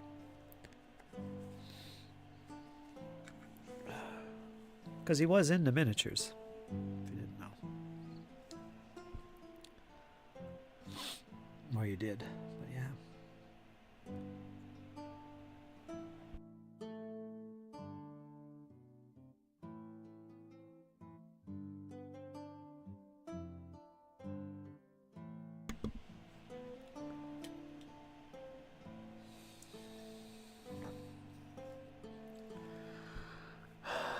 These days I'm bringing in the whole hog. Fantastic. Sure Zaddy will be excited to hear that. These days. The Pope. Then there's the Pope situation. I haven't been following that as much. But yeah, he's on the down slope. Gene Hackman passed away, along with his wife and dog. I don't know what's going on with that, but yeah, that was another shocker. Even though he's 95. Roger McGowan of board gaming renown. We all know him if you're a board gamer. He passed away a couple days ago. Then there was that young actress. I can't think of her name. She just passed away at 39.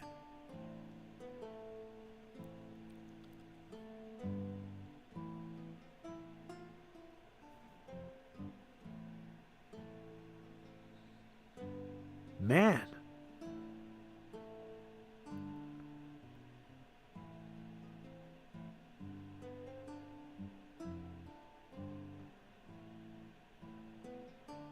No, I don't think they released what the cause of death was. No foul play, but what happened? Yeah, I kind of got the idea because they found him deceased with his wife, also deceased, and their dog. So, what was that about?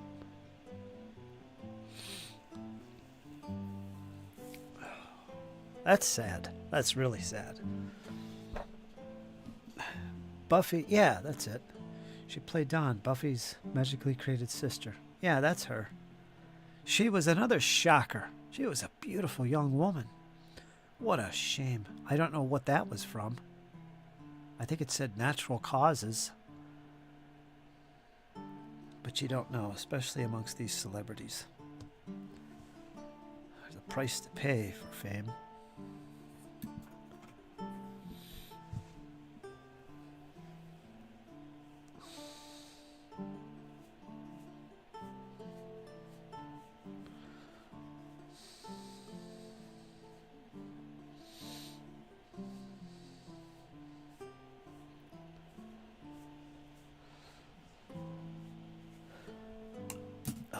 Scratch my back.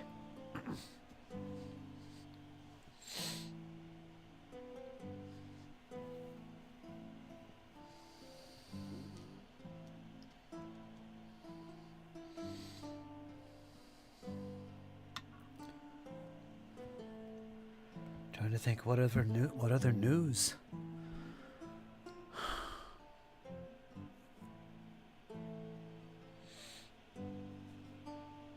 I know there's things that happened in the hobby besides grim stuff. I can't think of them, though.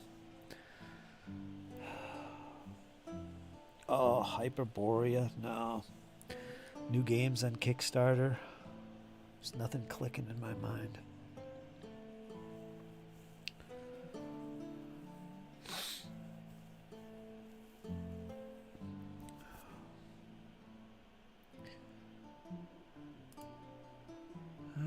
Uh-oh, am I being summoned? A little summoning here. Let's see.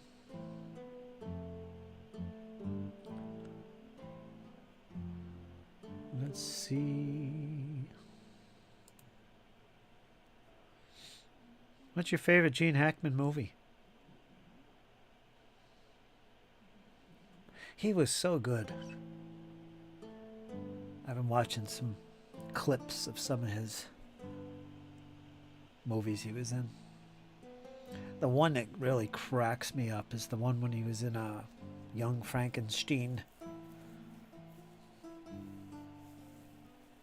I was just watching that actually. Hilarious. Or he lit Frankenstein's thumb on fire. You know, he was the blind guy. You remember that.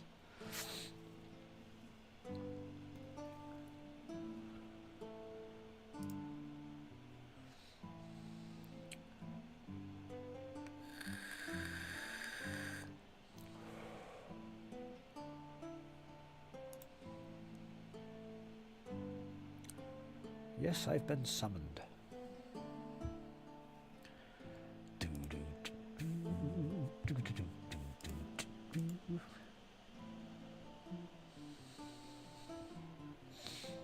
University of Virginia.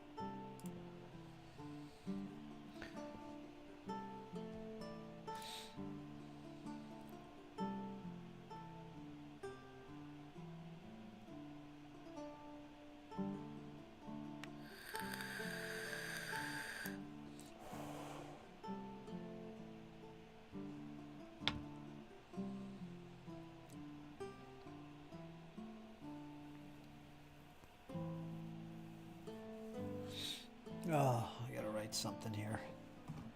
Writing is my game. I love writing. I love writing.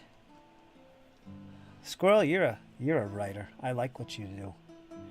There's a term for your style of writing. I'll get to that in a second. I'm very much in favor of that style, and I participate in that very style as well. I'll get to that in a minute.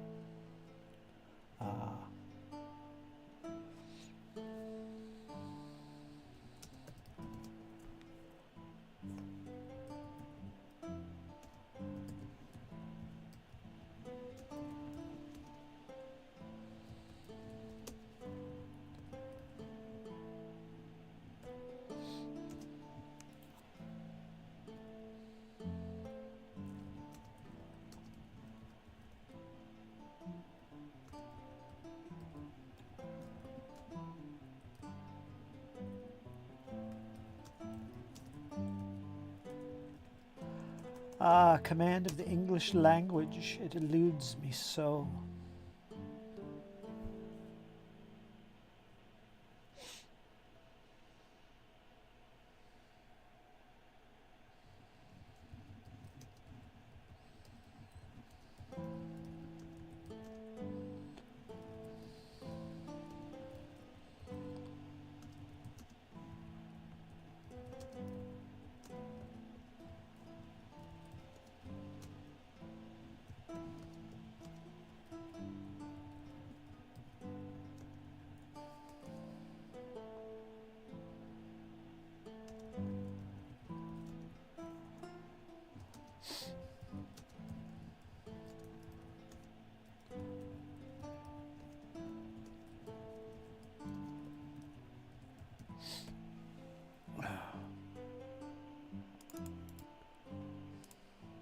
Okay.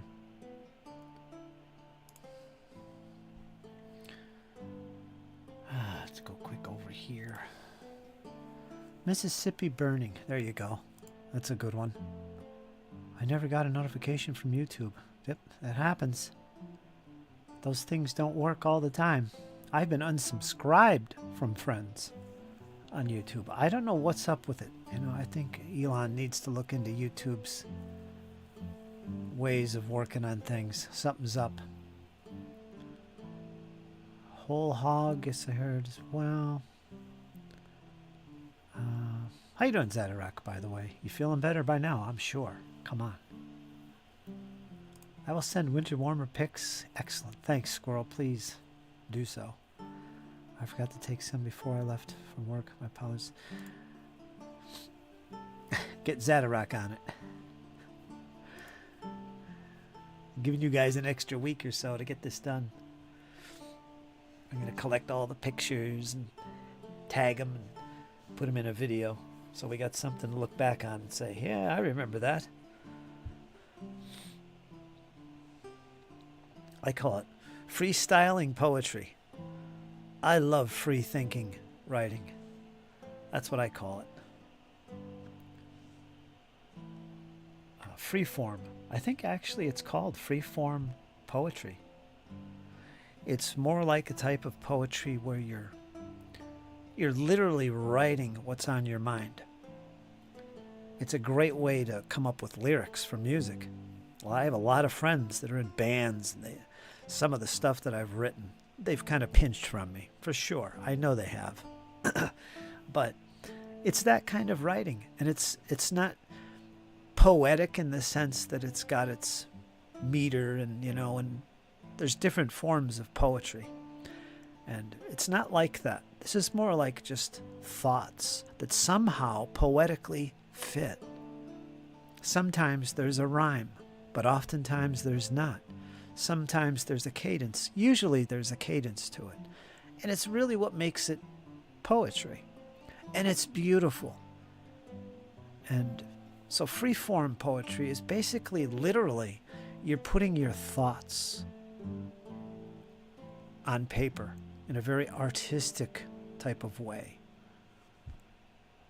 A melodic type of way, if that means anything. Squirrel does that, I noticed. I don't know many people that do that. I do that. That's my favorite because it's, you know, free thinking. You know, it's just putting it down. That's the best. And if you're a writer, you know what I'm talking about. That's pretty much what we do, right? Putting your thoughts down on paper. Hi, Ars. There's Ars. My friend from Warsaw.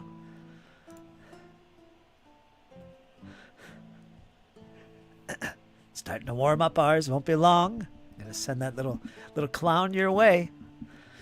Every time I see Ars, I picture him sitting there staring at me with a little baseball bat in his hand. Just slapping it in his hand. Kind of as a reminder. I don't see a clown anywhere. Where's my clown? I call him a clown. You know what I'm talking about, Ars. Ars would never do that to me. He'd never clobber me, right, Ars? Give me a good smack. Anyway, it's on my mind. Nordic Maelstrom. Just when you thought it was safe to have a winter warmer paint along, a maelstrom appears. Yes, it does. Just pulling everybody in. That's what he does. That's what he does. I'm on the mend. That's good, Zadarak. That's good. It's always good to feel good. On the mend.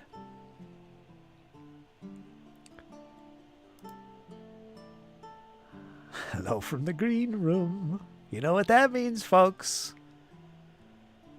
You know what that means. You don't want to hear what's going on in my head. All right, stand back. Okay, I'll take your word for it, Sandy. We'll take your word for it. Squirrel's got to keep some control in that household. Zaddy gets wild. She gets wild. All right, Zaddy, and it made me take pause for a moment. Take pause. Little dramatic pause.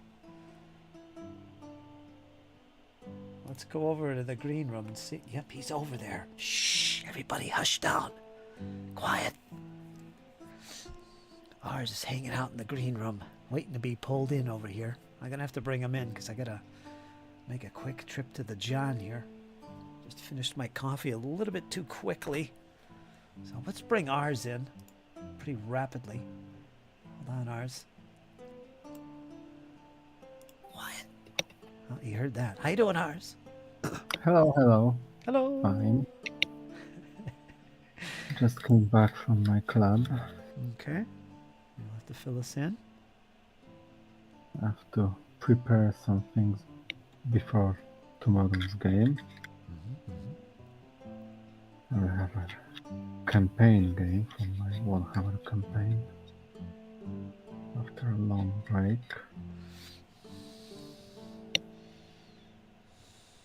Something for you, Paul, if you are still here. Yes, there's a lot of lurkers in here today. A lot of lurkers. How is your challenge, Fritz? I got most of my tanks. Well, I got all my tanks mostly done. I guess that's what I'm going to post. I just couldn't get what I wanted done. It's okay, though. I'm trying to get my flags done today. How about you? Well, I didn't have a specific plan for challenge. I just painted what I felt. So yeah. Probably the Austrians will be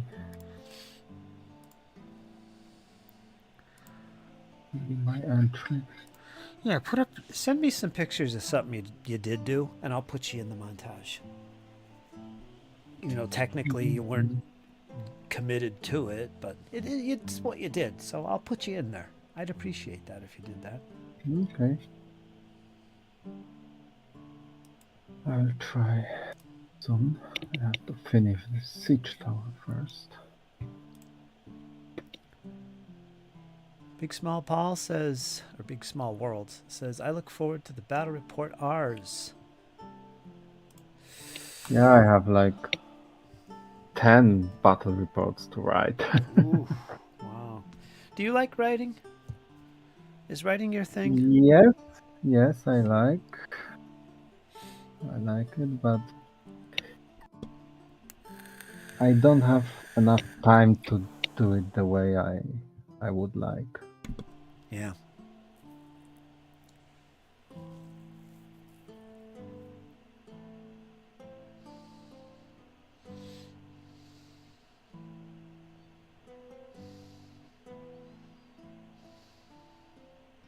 When you're a writer, whether by profession or just hobby or whatever, we're all writers.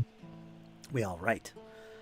But to take it serious and like, I'm gonna do this, one of the big things is discipline and writing. Because if you're a writer, you've got to write, and you got to write a lot. You usually set like word counts for every day. Like, okay, I'm going to write 1,500 words every day, minimum, or 3,000 words every day. That's a lot. Every day.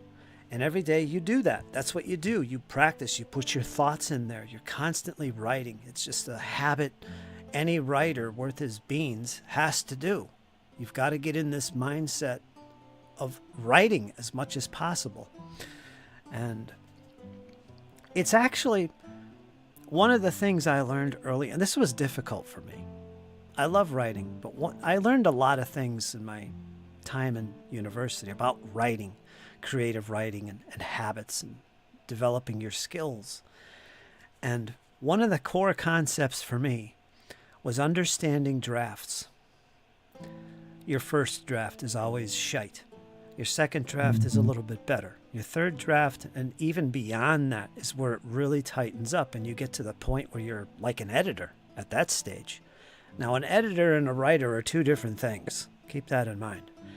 I Mhm. always struggled with being able to write without editing what I'm writing. I'm like one of those grammar Nazis. Ooh, don't say that word. Yeah, I'm like one of those. It just drives me crazy when people are texting me and they miss the punctuation or the grammar's off. They're not capitalizing where they need. It just drives me nuts. And sometimes it comes out in the chat. When I write, I'm constantly rewriting it. If you ever look at my posts on YouTube, or not YouTube, but on Discord, you'll always see my posts say edited. You know, because I'm always going back. I misspelled something. It drives me crazy. And it was the hardest thing for me to learn to not edit while I'm writing. And it just made writing a chore. And it took me a while to get this in my head that, you know what? Your first draft should look like shite. Just put down your thoughts. Just write it down. Don't worry about grammar. Don't worry about punctuation. And just learning that made such a huge difference on me. And nowadays, I'm able to sit, and I could sit there and write a couple thousand words in one sitting, you know? But just understanding that was such a challenge for me. And yeah, I don't know why I'm talking about this. I was just talking about poetry with Squirrel, so writing is one of my passions in life. I guess I would bring that up. But yeah. So, Nordic being funny as usual. Drives you nuts, Fritz. It does. It does. But I had to break that habit. And because it still bothers me to this day because I'm just writing the text, but I'm always going back and fixing it or getting frustrated with people. I don't usually say anything. But I'm one of those. Who would have thunk? But that used to keep me from writing. And that's no good. But once I got it in my head that, first drafts, and you're supposed to go back and tighten these things and move them around and whatever. Okay, now I get it. Now I can sit and just write and put it down. And it feels good to do that. And it's a lot easier. That said, I haven't actively written stuff in quite a while, but it is a thing. Big Small, he says, I let the words pour out. Stream of consciousness. That's the fun part, he says. Then I look at it, see the horror, and start editing several times over. Yeah, there you go. That's how you do it. That's how it's done. You just get those thoughts on paper as quickly as you can. Don't worry about grammar and all that. Because oftentimes you'll forget these great ideas for a character or something. You'll forget them. I know I have. One of my tricks, or one of my tics, is when people pronounce things incorrectly. Ooh, boy. Okay. I have to correct Matt all the time. Yeah. I've noticed that about Matt too.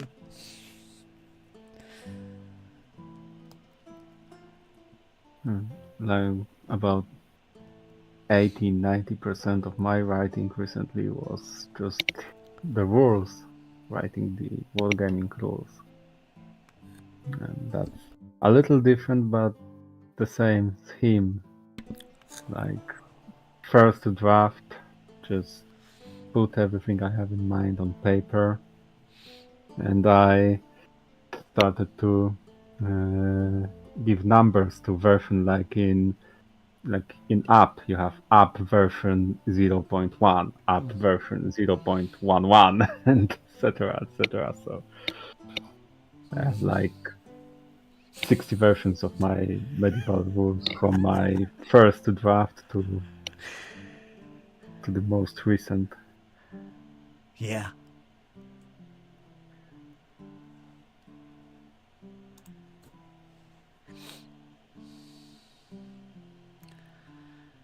What you need is an editor. Hire somebody to do all that for you. You just write all things down, let him worry about the grammar and stuff. So son of a librarian and grandson of a teacher of Polish language, when I write, my grammar is almost always perfect. Yeah, In yeah. Polish, of course. In Polish. Yes. English, it's a completely different thing. Yeah, I've noticed. Go on. But but in Polish, it's always almost perfect. So I don't rewrite it, and I don't change the grammar much. I just change the wording, the phrases. I think sometimes I write something, and it's when I read it, I think that someone could understand it in different way that I mean to. So I have to think how to write it properly to be understandable. Mm-hmm. It's difficult in Polish, and Yeah. with English, it's even worse for Oh, me. yeah. I hear you. I hear you. You know, it's one thing to take to if I say something if I speak English and then I start speaking in, say, Spanish or better yet, German, you can't just literally translate words. Yeah, You can do that, but that's not how it works when you're doing this language things because there's something missing. Context is part of it, but the way people express themselves is different with languages. It's different. Like for example, the word "schwarze" means a lot of things in German. It means black. It's the color black, schwarze. But it could also mean something along the lines of darkness. So there's a lot of extra meanings to the word. And when you put these words together with other words, giving context, it has a whole different meaning. yeah, So that's the problem with Google Translate and a lot of people that approach languages and trying to translate them. They don't come across the way they were meant oftentimes because maybe the grammar and sentence structure is different, which it is in German, for instance. But that's the whole thing. You do a really good job, at least speaking English. You do a really good job. I mean, you can tell your accent, but man, no problem. I understand you really well. thanks. I remember first time when I joined the chat, I was really scary because Yeah. I didn't spoke English for like, I don't know, since school. I remember the first time. Yep. Yeah, but you know, I'm just trying to speak and to be speak in the way that you could understand me, and don't worry too much about being a perfectionist with grammar in English, because I know I will never be Yeah. a perfectionist. English grammar is so different from Polish. Yeah. I don't know. I could learn Chinese the same level of exotic for me. Yep. English is tough. And the problem is when I compare Polish grammar to English grammar, Polish grammar is more complex for me than English. The problem is that English for me is too simple language. Because there are many things in Polish that you could do with tenses and stuff, and to use words in certain ways, and you cannot do the same in English. You have different ways of doing these things, and they are much simpler because you don't have as many forms of, for example, nouns. In English, you have just singular, plural, and that's it. And with all of the conjugations and stuff you can do with noun in Polish, it's weird. So yeah, the simplicity is a big problem for me here. Mm-hmm.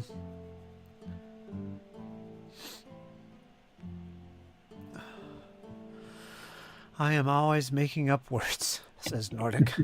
I also like talking about geographical locations using the ancient names. It throws people off so much that it's hilarious. Archaic words. Makes sense. Alas, I am off. Oh, squirrel's going already. Have a great weekend, folks. Robust blessings to all. All right, squirrel, you take care. Thanks for dropping in and letting us know everything's good. Take care of yourself. You too, Zaddy. If you're still out there, you usually drop off too, but that's okay. Maybe she'll linger a little bit. Good to hear from Squirrel.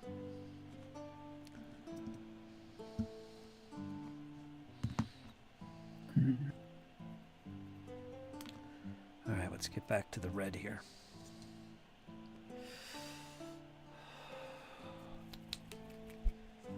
I see some flags on miniatures already. Ooh, I forgot I was doing something here. Damn it.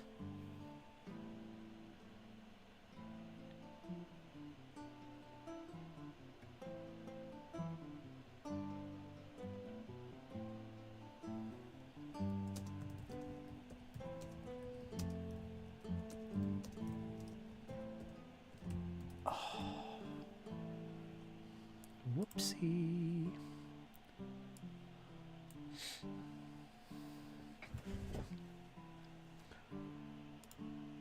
Let me finish something here. La la la la la la.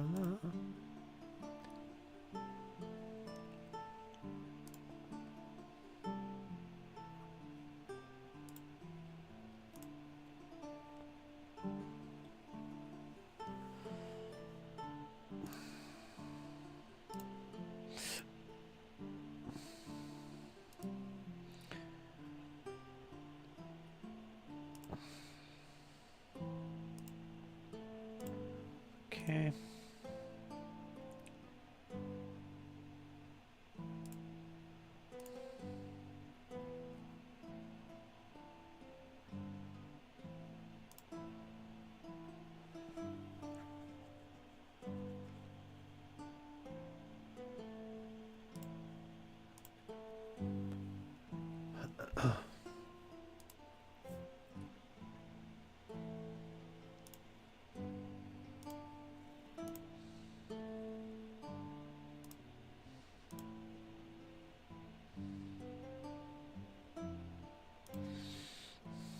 Pennsylvania. What a cool name for a state. Pennsylvania.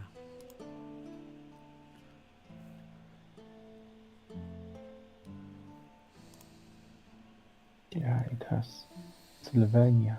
Mm-hmm. Land of the vampire. I messed up on this. Darn it. Okay. I got sidetracked talking and talking and talking. I forgot I was doing something important here that had a time limit on it, so that's shot down the pipe. Oh well. Whoopsie.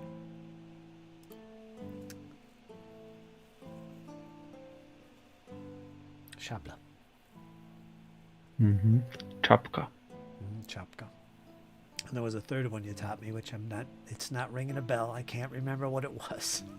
You did tell me one. Król? King? What was it? Król. Cruel. King. Could Yeah. be. It could be. Cruel R's. Am I saying it right? It's like cruel, but you're flipping the tongue. Cruel.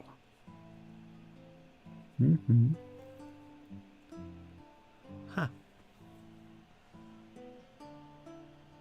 So in English, cruel, you know what cruel means. It means somebody that's devious and harmful. They do dastardly things. So when you say cruel R's, it's kind of like you're saying ours is very cruel king. He's a cruel leader. That's what it sounds like. król. Polish would be a fun language to learn, seriously. But Yeah, I guess it's pretty complicated. It's pretty challenging. yeah. The best example is that Tolkien, that who he was a linguist. He learned a lot of languages, but he gave up with Polish. Did he really? Yeah, he tried. He wanted to read our national poem in original, but in Polish, but he was unable to. Huh. I didn't know that. Well, damn. I guess I'll But give up on that. he was fascinated with Polish language. That's why you have very Slavic and a little Polish sounding names in the Lord of the Rings. Boromir and Faramir Huh. are Slavic names, Okay. basically. Well, they're not, but they are constructed the way the Slavic names were constructed. That's interesting. I didn't know that. Boromir, Faramir, and real Polish names are like Sławomir, Dobromir. Huh. The same scheme. That's pretty cool.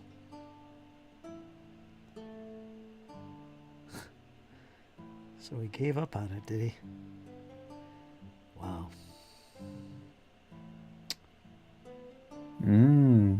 Paul, next video, I hope it will be a battle report. I'm waiting to see some Skavens in action.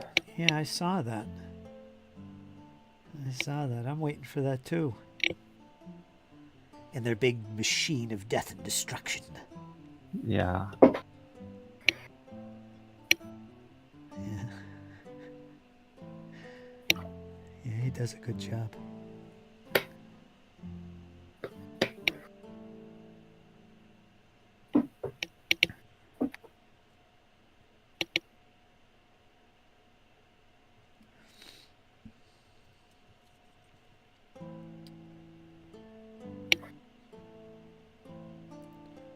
Should I start painting?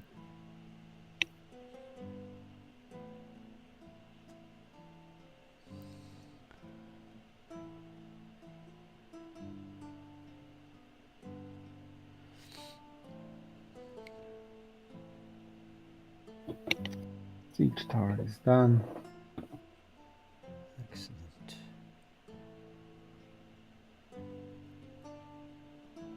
I won't force myself. I should paint another hero for tomorrow's battle, but today's, in fact, it's after midnight here. Yeah. But I don't know, it's too late. Yeah, don't push yourself. You got plenty of time. Not today. Ooh. It's a bat trap. 35 minutes with the Annihilation Bombard center stage. Oh, Great. Can't wait. oh.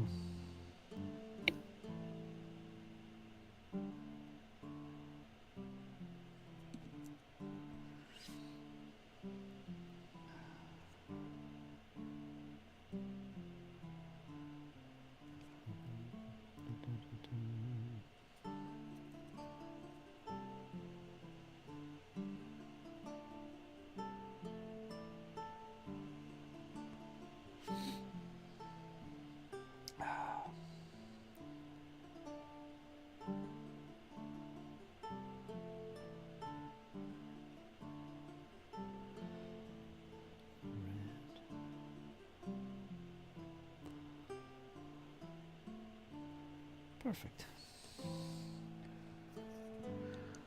Any more reds? Let's take a look. No. Okay, reds are done.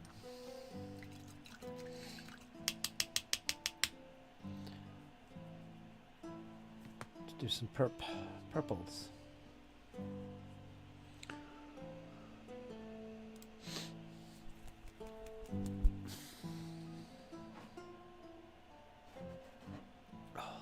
This cup.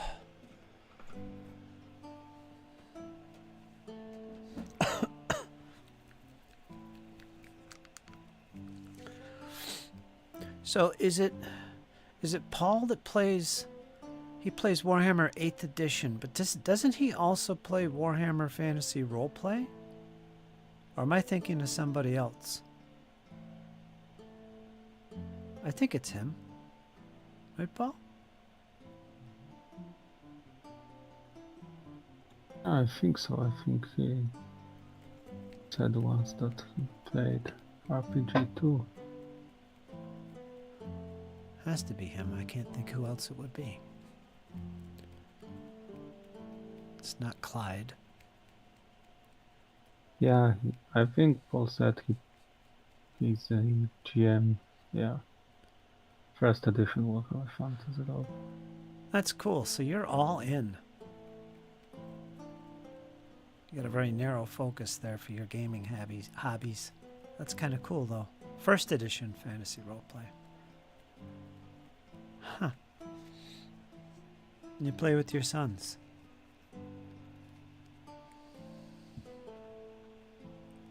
Wow. Over there in Yorkshire.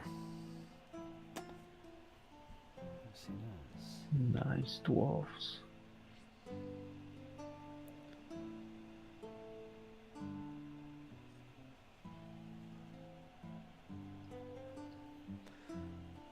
Oh, actually, I'm done with the red. I just added some water to my paint here.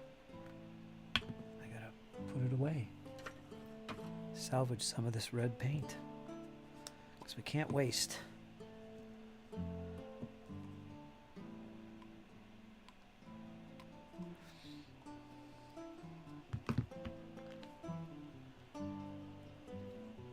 Purple, that's what I want.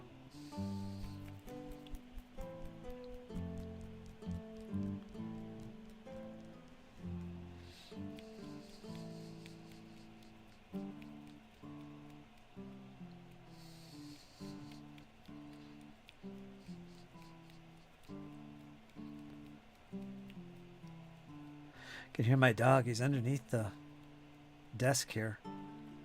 And I had asked the question, doesn't Paul play Warhammer Fantasy Roleplay too? And I swear he went, uh-huh. My dog did. I heard him. He's sleeping under here, but yeah, he was making some noise. Sounded just like, uh-huh. I almost thought it was you, ours, but no, this came from outside the earbuds. Yeah. Dog knows. One son and his 3 friends, they're always in trouble and invariably just get deeper in trouble. They have learned to run away, but keep leaving poor souls behind.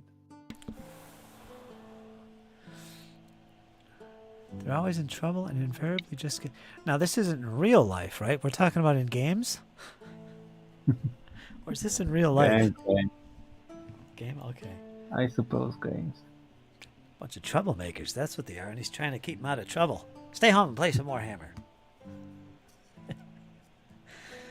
Threw me off there. Let's see, purple.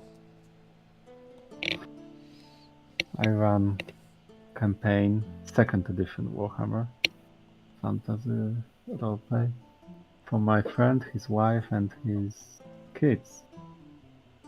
His son, he played a dwarf engineer, and his solution to every problem they encounter was, let's dig a tunnel. Mm-hmm.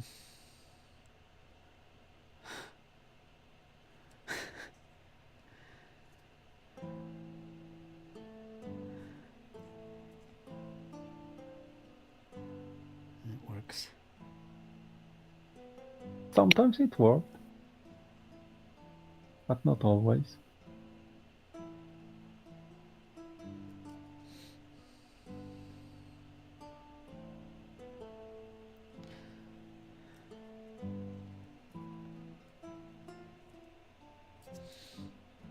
It's black.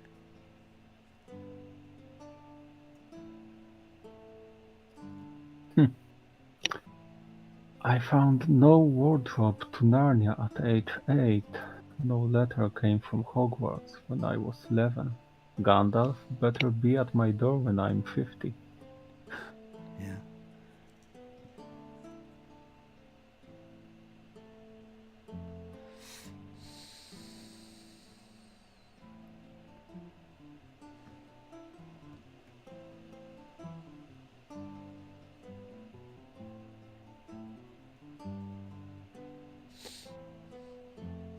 Oh, it's black.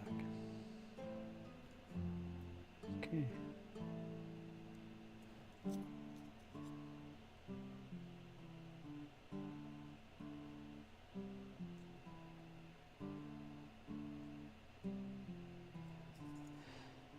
Alright, I think I got that done. Next. Any more purples? Purplage, where are you? Quite a few purples. Let's do all the purples. I think I'm just going to be painting today. 4, 2,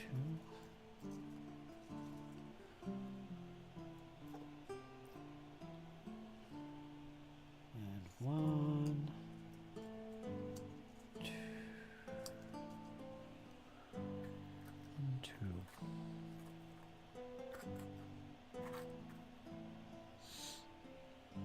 The line they need to learn is never to desert companions or leave them wounded or dead in the enemy's hands.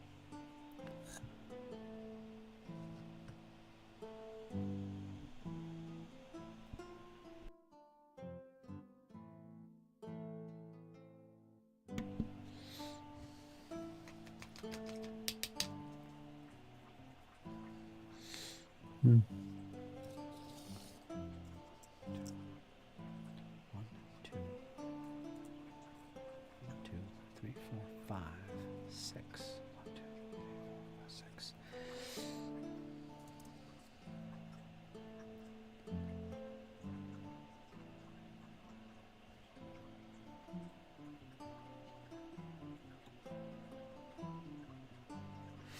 So has Paul, let me see what he says. My favorite bit is the end.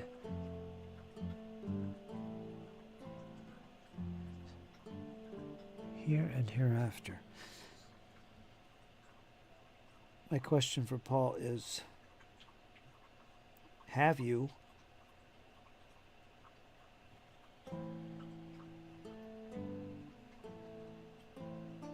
ever done like a narrative from your role-playing game, or do you do that in combination with your Warhammer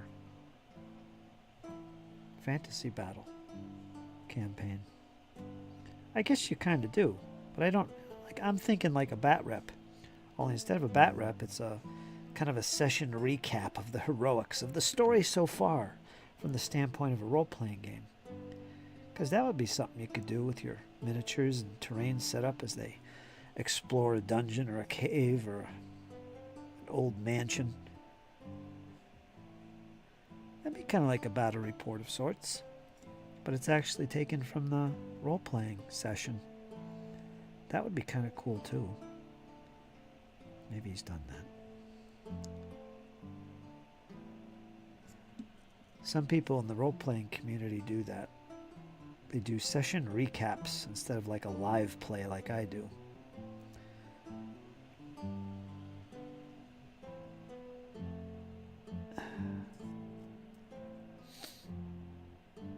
The dungeon minister does that.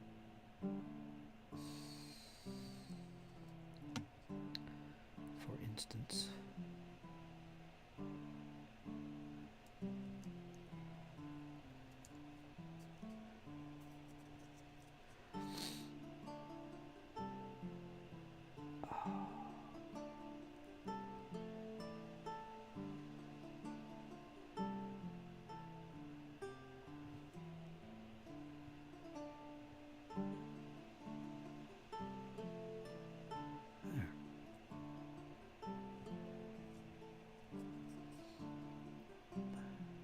Looks good.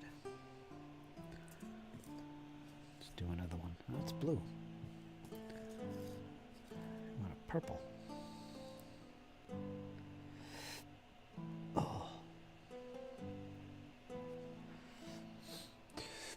I have an entire shelf of the journals, vast detail from the 93-99-ish homebrew roleplay campaign I ran, involving dream intrusion into possessed people's dreams. Yikes.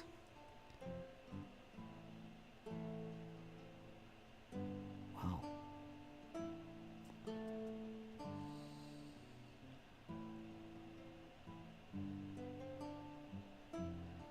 Okay. There you go.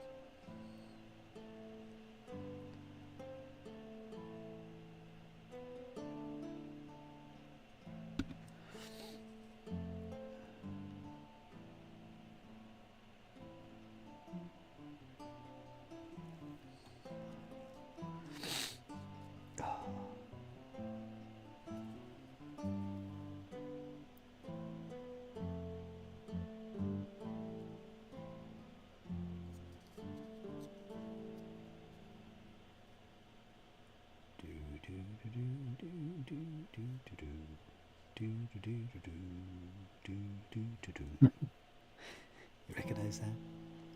Mm-hmm. The thought of dwarves digging holes. Yeah.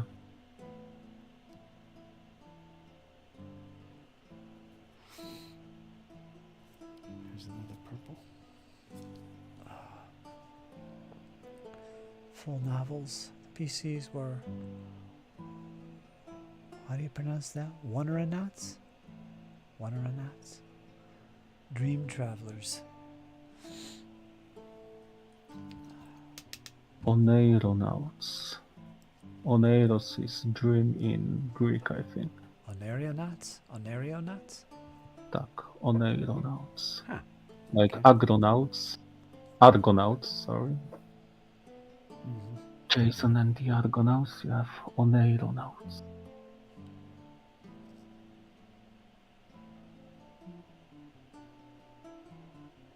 Nice word. Yeah.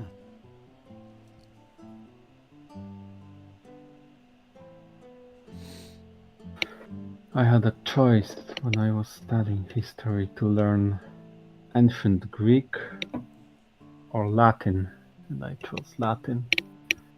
Huh. Greek would be But interesting. ancient Greek is, yeah, it's interesting. Huh. Maybe when you find time in the future, you'll come back around and do a little learning of a new language.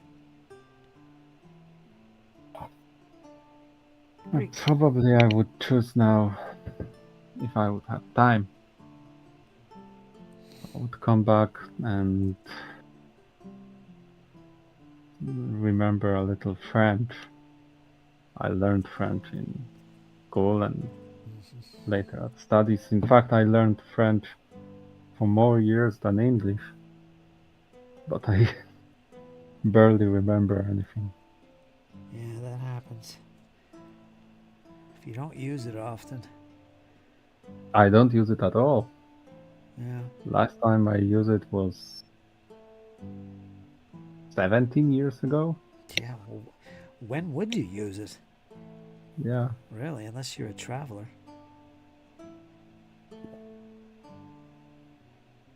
No, sorry, it was 14 years ago. I was in Paris 14 years ago for half a day when I was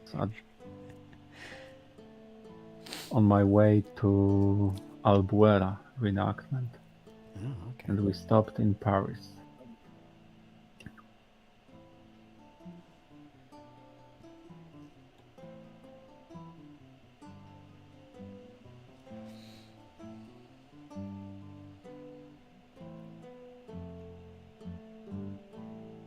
I was the only person in our group that ever learned French, so they chose me to buy tickets and food and stuff, and I had to speak French a little. not remember.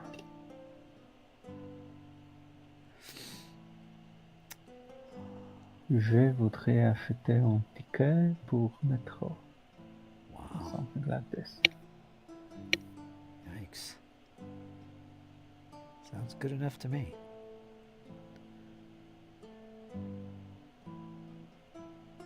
Even though I have no clue. None. But the sentence I used most was "Je ne comprends pas," which means I don't understand. Yeah.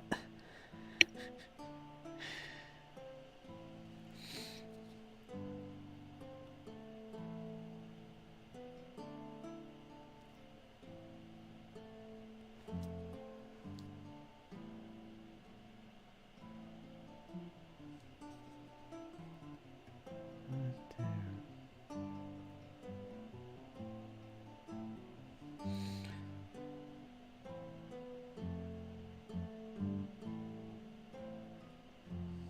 Okay.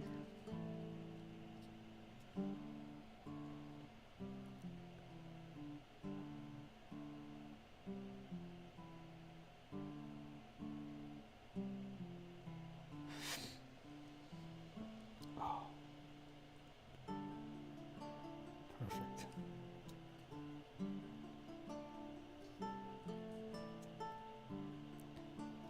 Right here.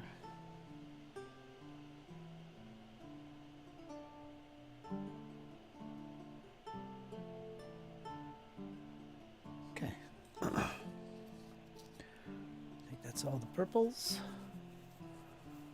Purple touch-ups. What's this one? Is there another one?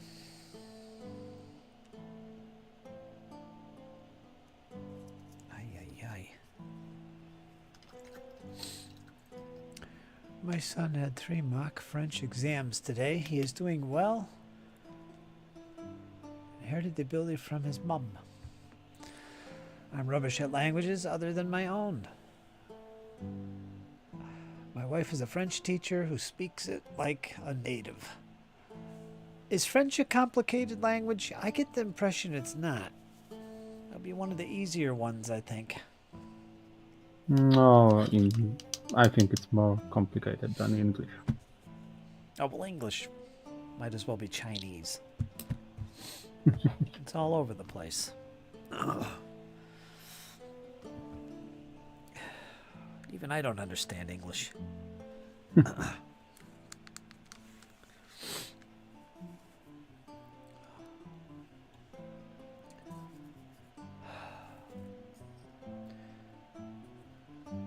Black.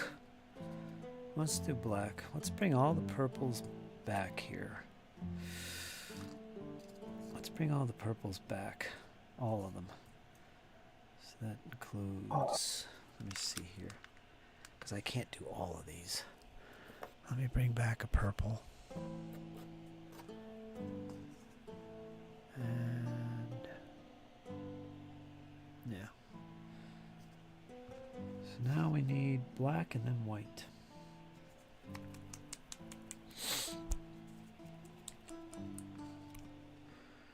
Do do do do do do do do. Clink.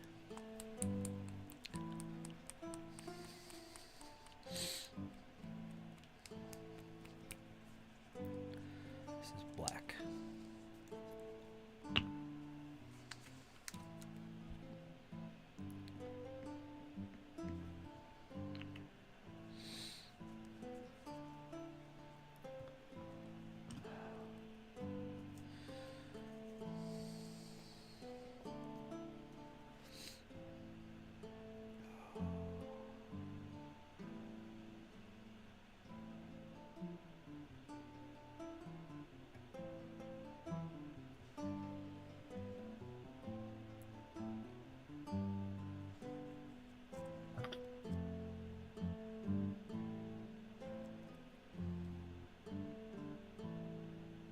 I think I'll go soon. You getting tired? Time is Yeah, I don't. For me, it's 1:30. Yeah, 6 hours. Mhm. And I have a tough week. I bet you do. In fact, I have a tough 2 weeks. I don't know when was the last time I was here. In Painted Chat like 2 weeks ago, I think something so. like that. Yeah. And my wife was sick, and I had an awful lot of work to do in home and work, my job. So I'm pretty tired. Yeah, you sound it. It's okay. We'll be back again as we usually are. Mm-hmm. Always time for the hobby. Yeah, next week I think I will have more time, so I'll try to join. Excellent.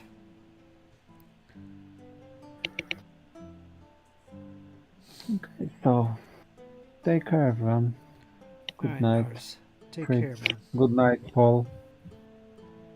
Can't wait to see the new episode of Tylia's Troubles. Yeah, there you go. Something to be excited for. Paul the Mm-hmm. Madman coming through for us with some battle reports of Warhammer. Yeah, campaign. I'm half asleep Okay, too. so Have a good sleep, Ars, says Paul. All right, Ars, you take care of yourself. I'll see you soon, man, okay? yeah, good night. Bye, Fritz. Toodaloos. Toodaloos. Toodaloo. And Paul, if you're leaving, I don't know. I don't know. Your typing is getting a little tiresome, I'm telling you. Tiresome. Oh, you're fine. You're fine. But I know you usually disappear earlier on, too. It's getting late for you. That's okay. I will be back once again, I think, next... Today's Friday, right? Is today Friday or Saturday? It's Friday. So I'll be back on tomorrow for sure because I want to get some more painting in. Yeah, watch your feed. Give us an update on the work so far. I showed off your pictures, by the way. Or was that you? Who did I just show off today? Oh, I don't remember. I thought it was you. No, it was Mini Warmut. I showed off your stuff before. The little floating miniatures in the diorama. Yeah, that was the last session. Clink. midnight. Peter should be up sometime this weekend. Excellent. Well, there you go. If you're not subbed, folks, sub to his channel. Big Small World. It's good stuff. Got some good narrative going on for a campaign, and we all love that. We all love that. Come on. I know I do. It's very inspiring. Shows you what you can do with this wonderful hobby of ours. Weaving stories on the tabletop. Paul does a good job at it, too. He's a weaver.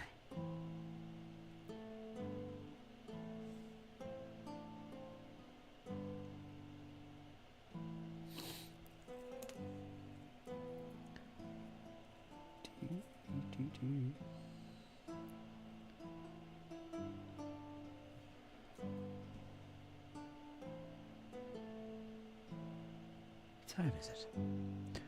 7:30, and it's 2 hours and 45 minutes. I've been streaming. So we're closing in. I'm not going to get all these done today. But it's getting there.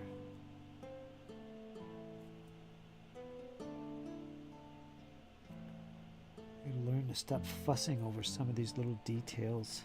Again, it's like my editing curse. With writing, it's the same kind of thing. Just leave well enough alone sometimes. You gotta be that way. Or you'll never get things done.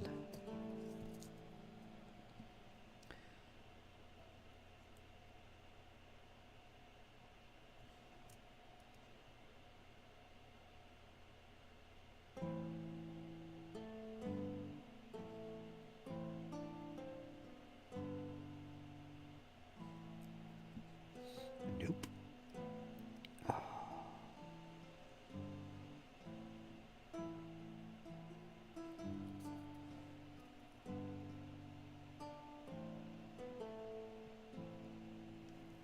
Nice flags look awesome.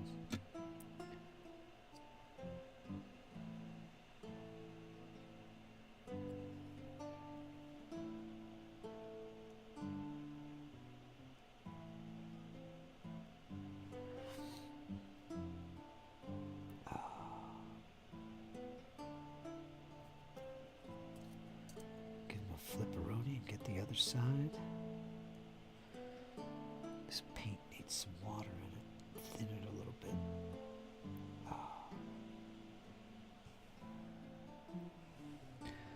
Just a little bit.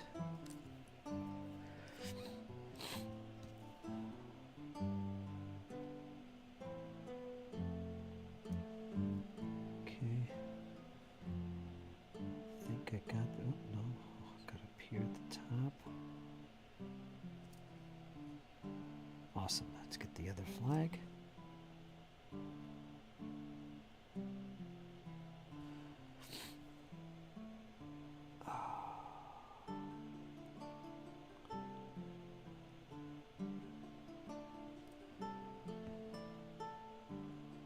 Got these flags mounted in pairs here.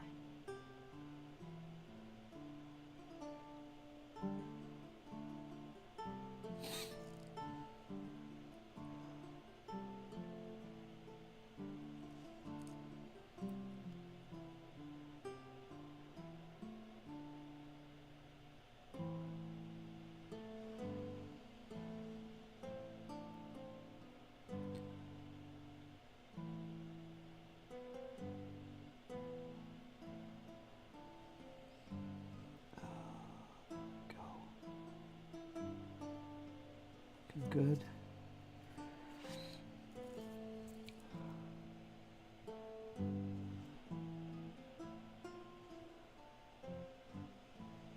Man, this black paint is drying quick.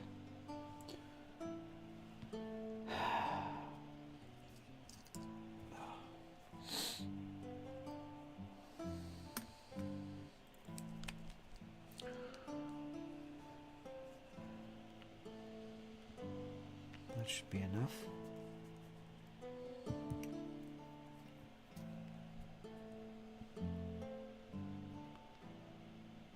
Long day today. It's been a long day.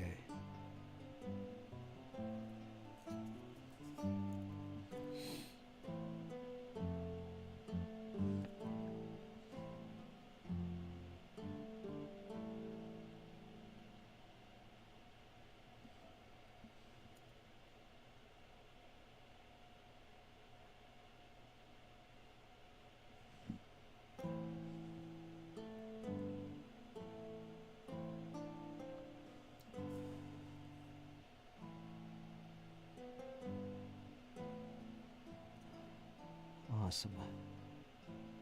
I think this is done. What is this here? There we go. Perfect. They're looking good. It always takes longer than I plan it to be. This whole process. Black. I don't need black for this one. Guess I kind of do. Right here at the top where the little point meets the flag.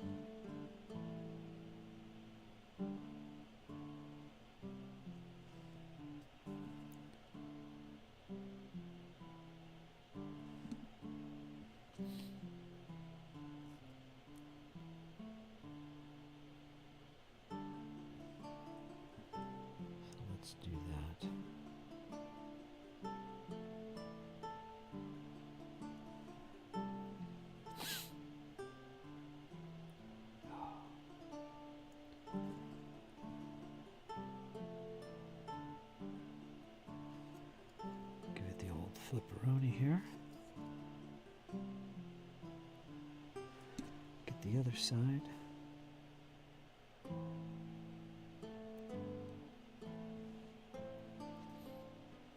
Wherever it's black.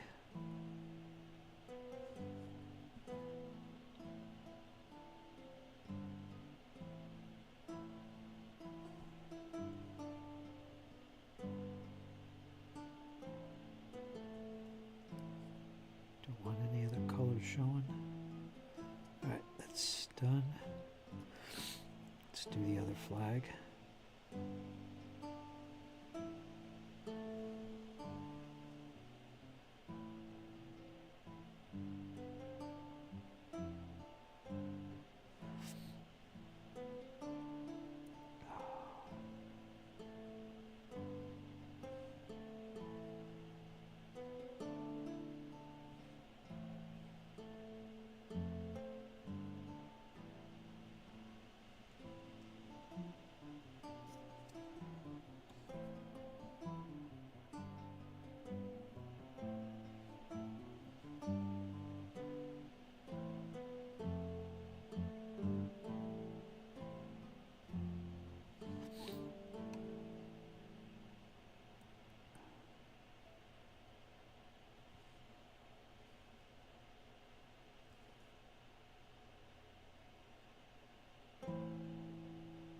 Looking good.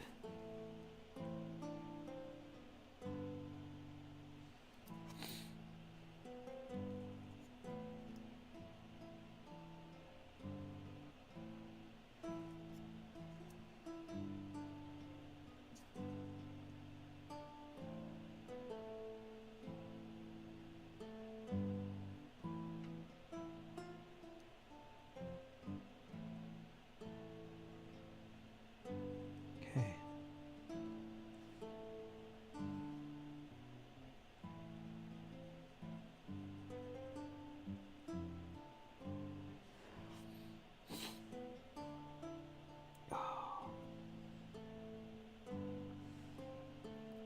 Right, I think this one's done. Could use a little purple there. I don't know why I missed that. Let me put black in there instead. There we go. That looks perfect. All right. This one's white. This one's black, but it's... I guess I'll do these last two, and then we'll call it. I'm getting fatigued here. Everybody's leaving anyway.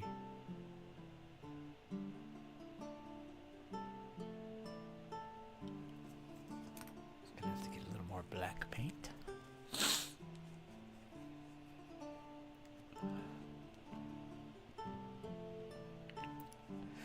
La da da da da da.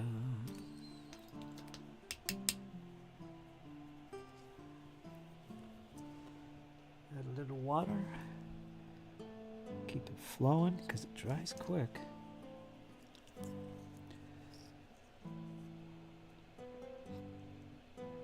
Alright. Now we're zipping along.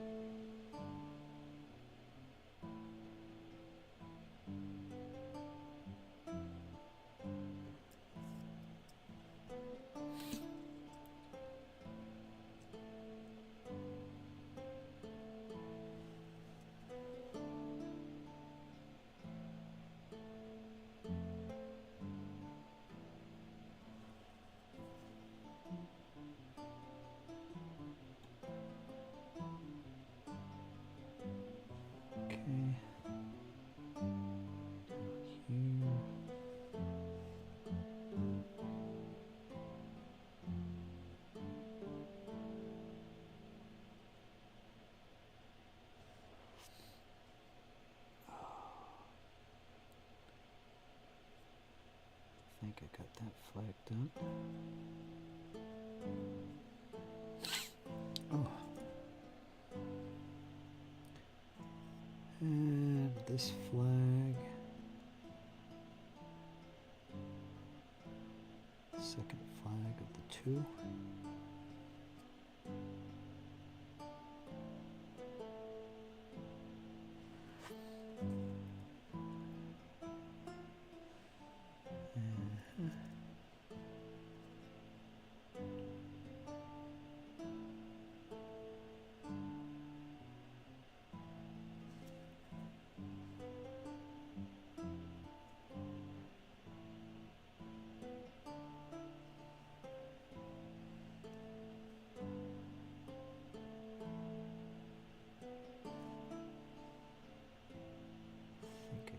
This almost.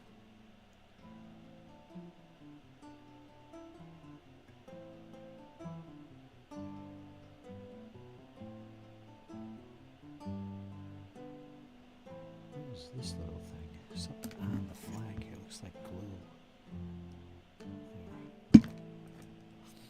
All right. So these are done.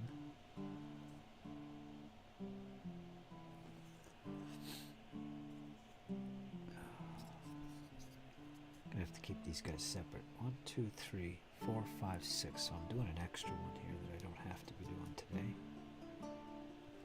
So let's do that with this guy. Lessen my workload for the next session.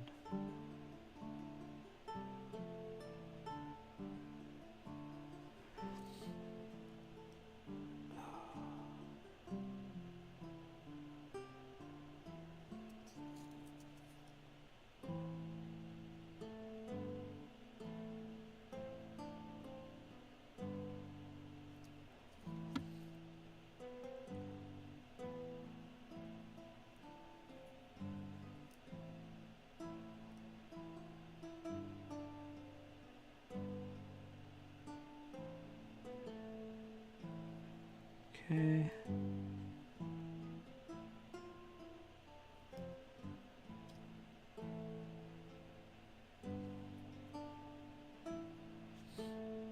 I guess I didn't finish this. Gotta go back to purple on this flag. I missed some spots. Jeez, this guy's nowhere near done.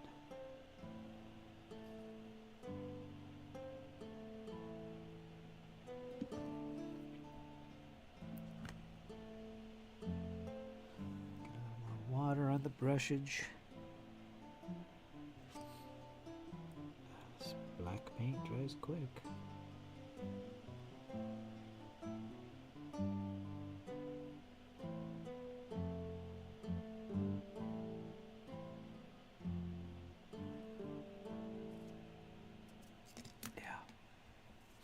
Super quick.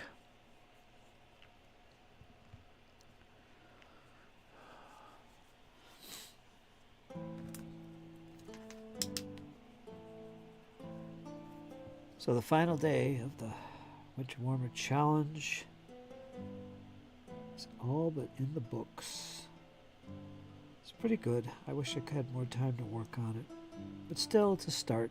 We haven't done a painting challenge, let alone a Winter Warmer, in years here on the channel. So it's a good start. And I'm going to keep doing them because they're fun. They're valuable to our hobby.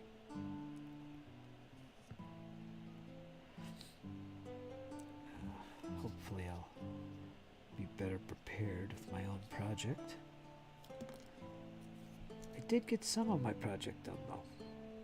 I did get all my tanks from the starter set pretty much good to go. Just details. I mean, they're not done, but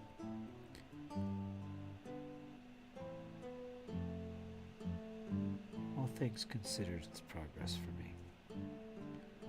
So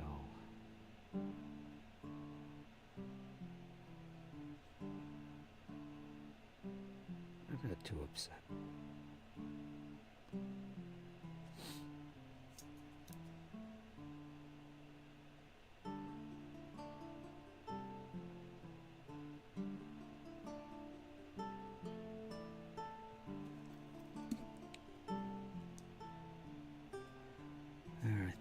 still got this here.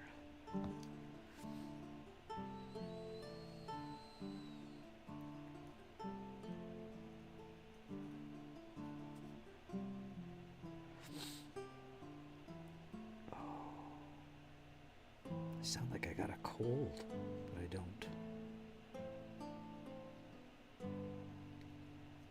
It's this dry heat. It's just filling this room. Feels good. But hard to breathe. Oh, I had a little more water. Damn paint.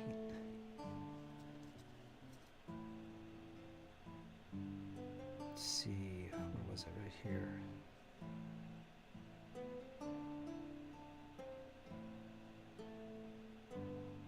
There we go.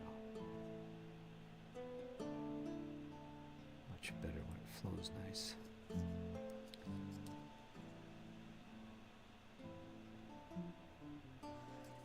One more at the top. That's gonna finish this lot. Still have to go over it with white. Gotta do the white next. Yeah, gotta do the white, and then this whole lot will be done. I need a break though. I need a break, you guys. I need a break.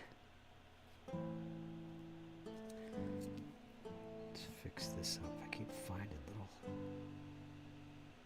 issues here.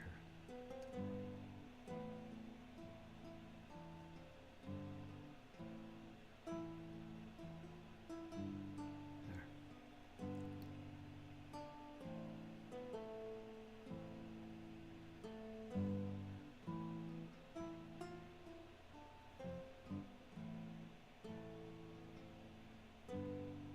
All right.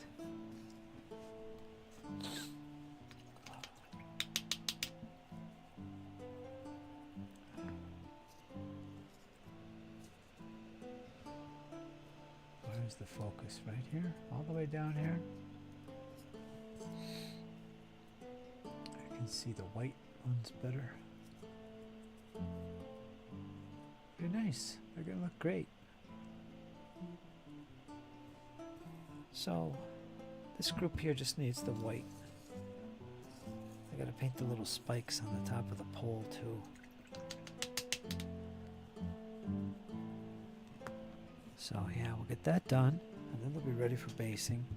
And then we'll go to lot number 2. Let's see, 1, 2, I think there's 5. 1, 2, 3, 4. One of these will be number 5th battalion. Where is he?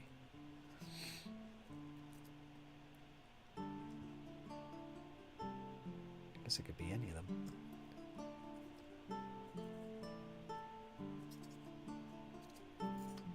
There's this one. And some of these other figures off screen I've already done. 1, 2, 3, 4. So that's all them. 1, 2, 3, 4, 5. That's all them. And then 1, 2, 3, 4, 5, 6. That's all this lot. So we'll keep these separate. We'll finish them tomorrow. And we'll finish the second lot. I want to get them all done so we can base them. I gotta get these guys on their bases and spackled. It's so distracted in these chats. That's okay though. It's okay. I enjoy the distraction. Put these guys here. Alright folks, everybody's leaving now. Thank you guys for listening in. I'll see you guys tomorrow as we do this once again.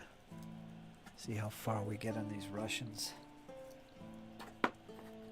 Maybe we'll get them all based tomorrow. Spend a little extra time on this, I should. Oh, there we go. Thanks everybody for watching. Squirrel was here today. Ours joined for a short while.